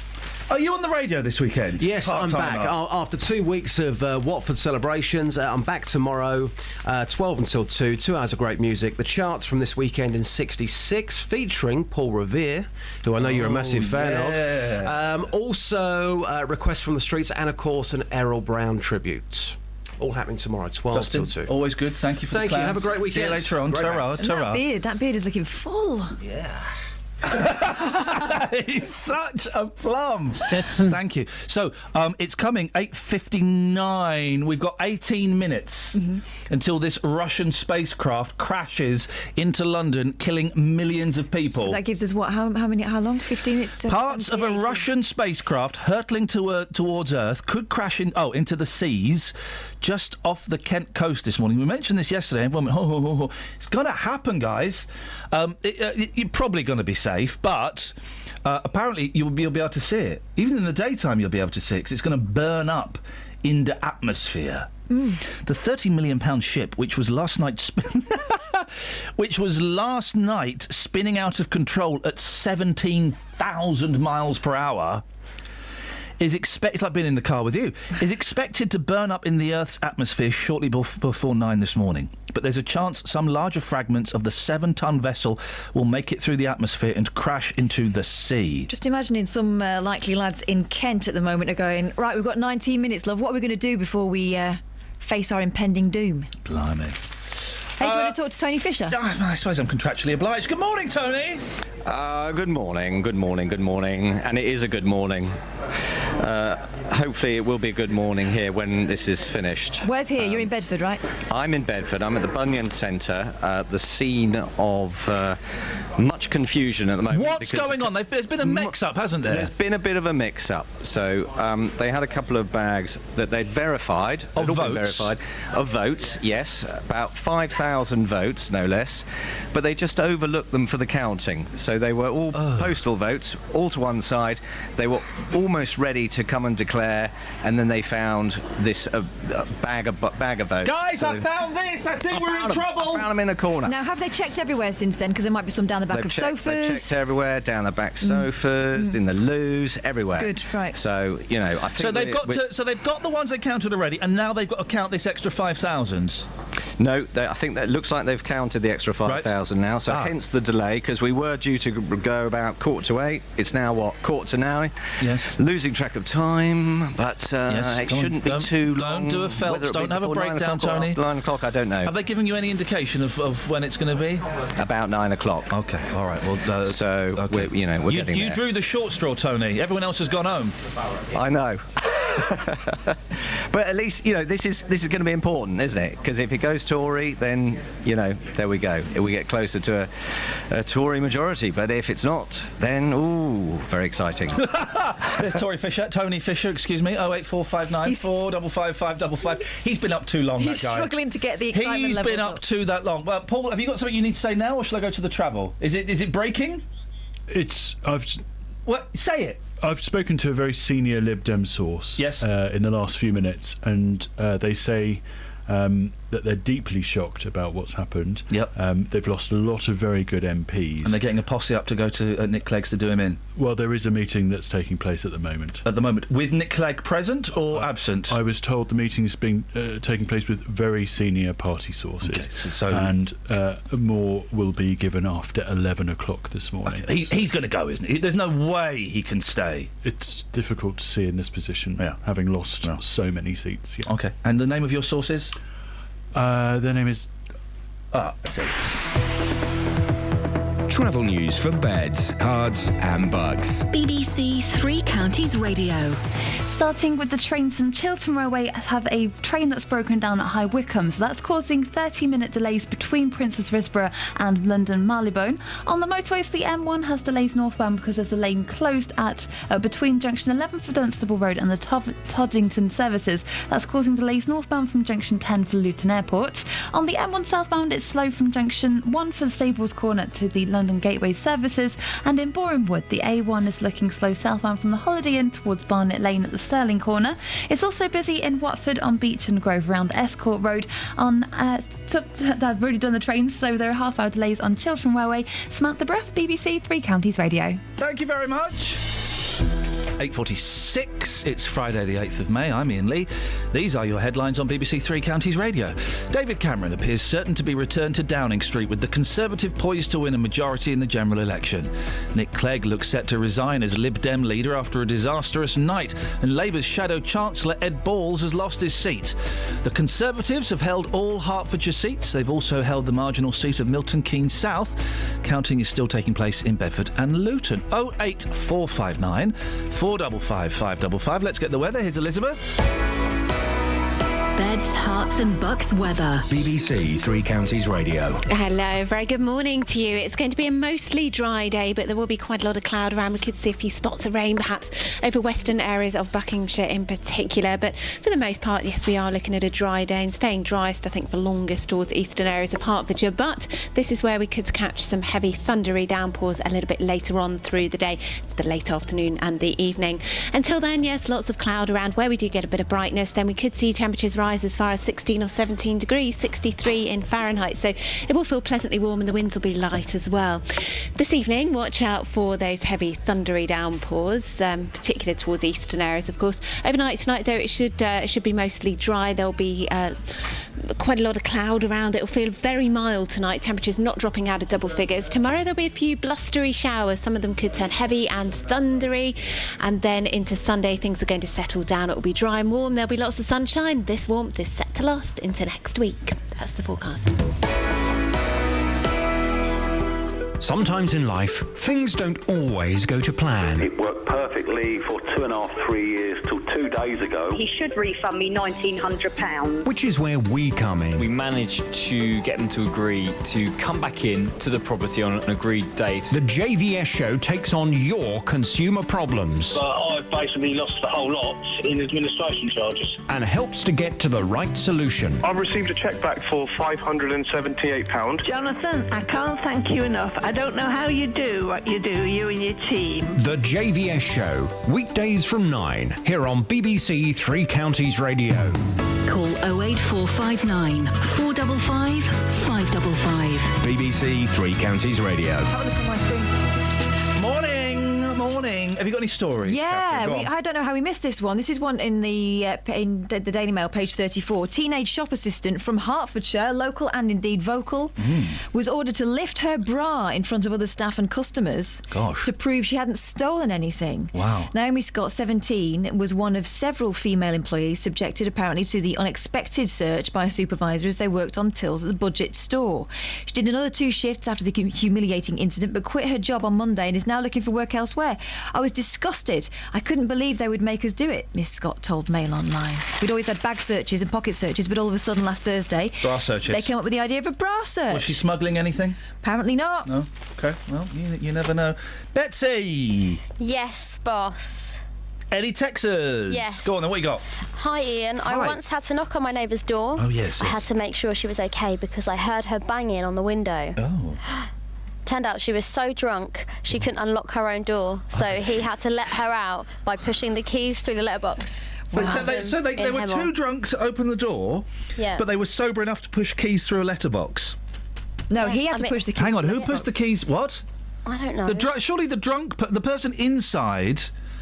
Hang on, who? Oh, so she was banging. Who was where?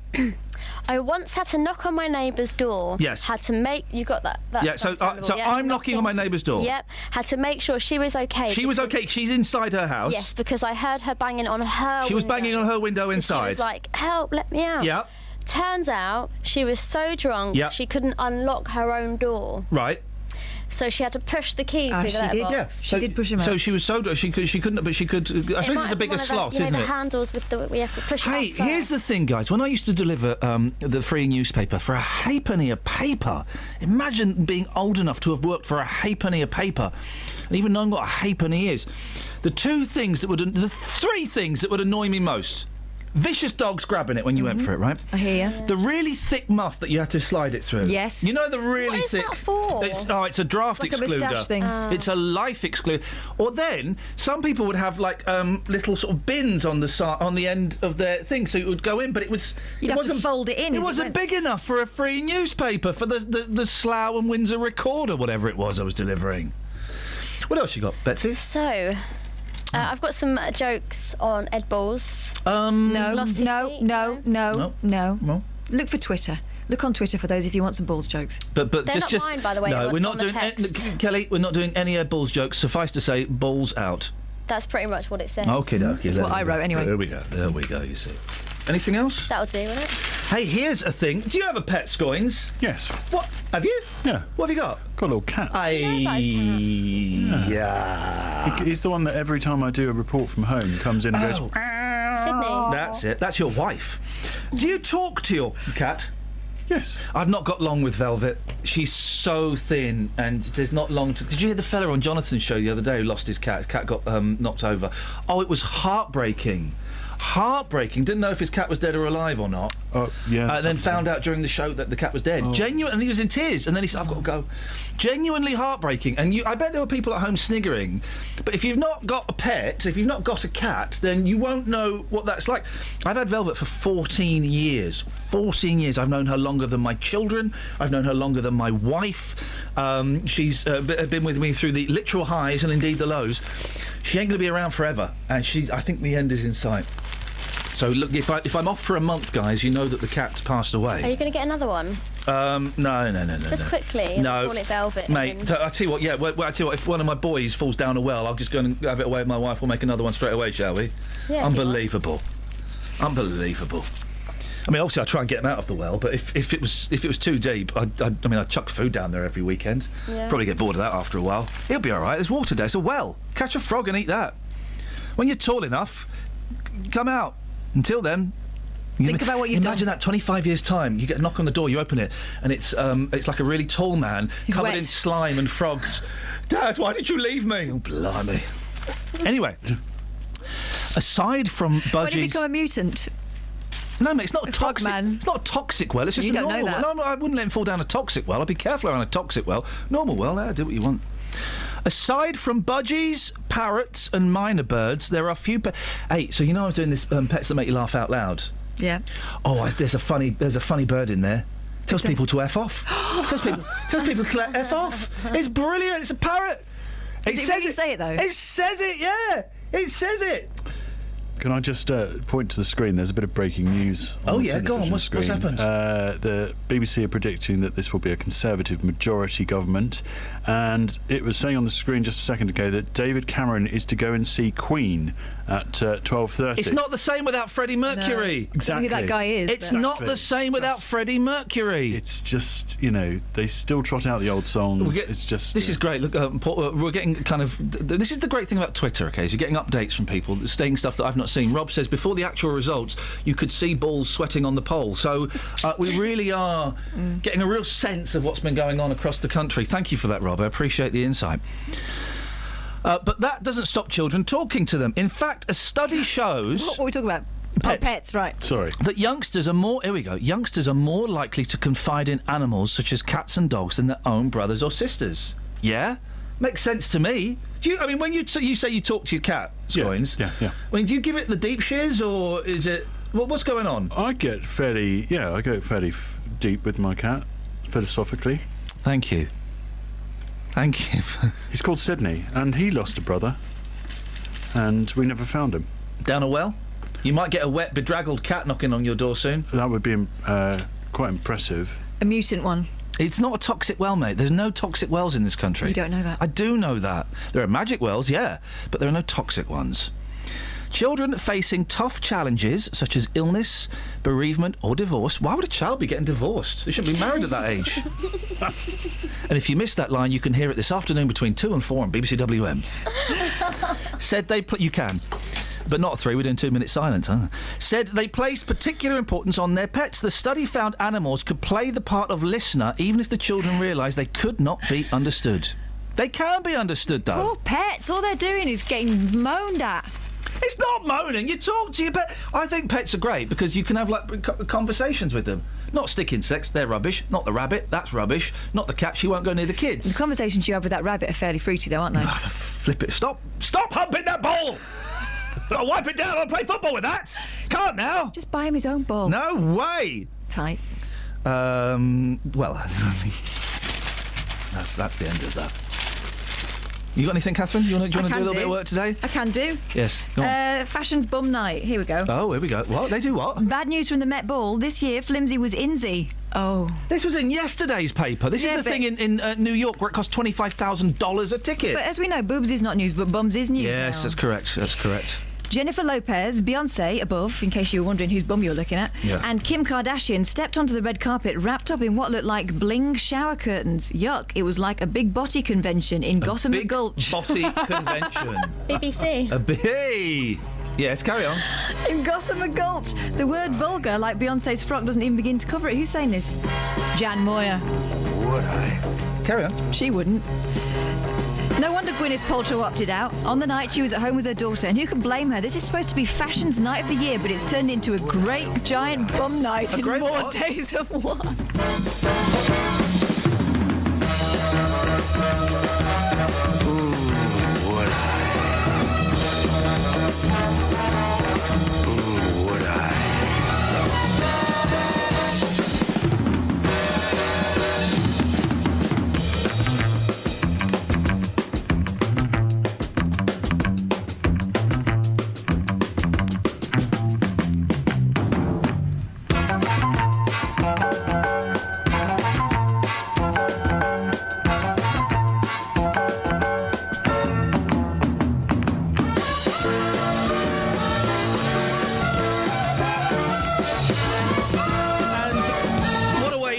Our election coverage here at BBC Three Counties Radio by playing a slightly creepy, sexually charged song by someone called Chico Arnez.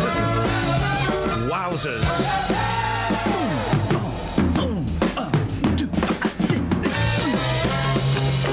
Scoins, you going to bed now? I'm going to do a little bit more work and then I'll go to bed. Oh. Need a hand? Yeah. Okay. Yeah, would I? Just remind us, how long have you been up? I'm hitting 40 hours now. Tough guy. Ooh, would I? Tough guy. That's it. That's your lot. There'll be a new podcast up shortly. Thank you, Catherine. Thank you, Scoinsy. Thank you, Betsy. Dealey. As always, I'm saluting the magic. Back on Monday at 6 o'clock. Until then, from us, ta-ta.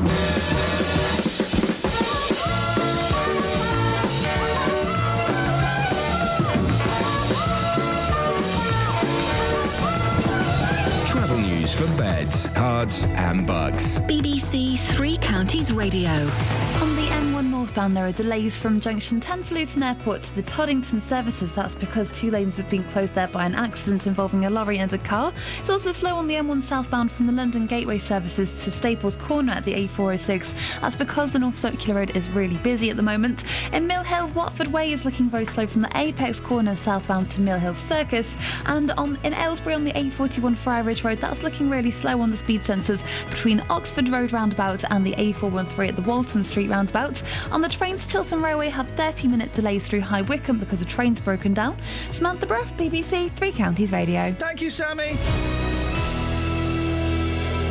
I do keep listening to BBC Three Counties Radio for any updates. Any seats haven't been announced yet.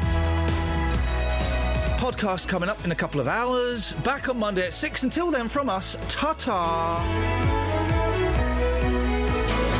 Local and vocal across beds, hearts and bucks. This is BBC Three Counties Radio. Thank you, Ian. Good morning. Welcome to the JVS show. I'm Jonathan Vernon Smith. It's Friday, it's 9 o'clock, and on today's big phone-in, are you pleased or disappointed with the election results? The latest predictions are that David Cameron will stay on as Prime Minister, with enough seats for a slim overall Conservative majority after the general election.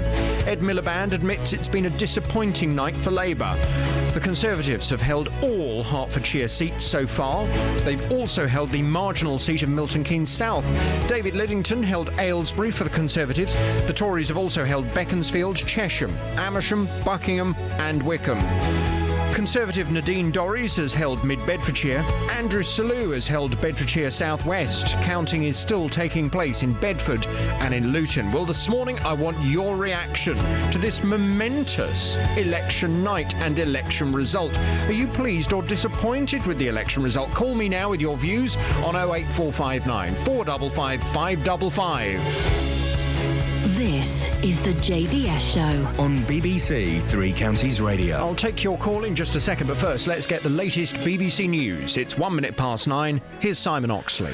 The headlines: Cameron heading back to Downing Street, Clegg set to resign, Tories hold all seats in Hertfordshire and Buckinghamshire, and in other news, 7 charged over death of Watford student. BBC Three Counties Radio. David Cameron appears certain to be returned to Downing Street, with the Conservatives poised to win a majority in the general election. I want my party, and I hope a government I would like to lead, to reclaim a mantle that we should never have lost, the mantle of one nation, one United Kingdom. The other big winner of the night is the SNP, which has made spectacular advances across Scotland, mainly at Labour's expense. Labour's Shadow Chancellor Ed Balls has lost his seat in Yorkshire.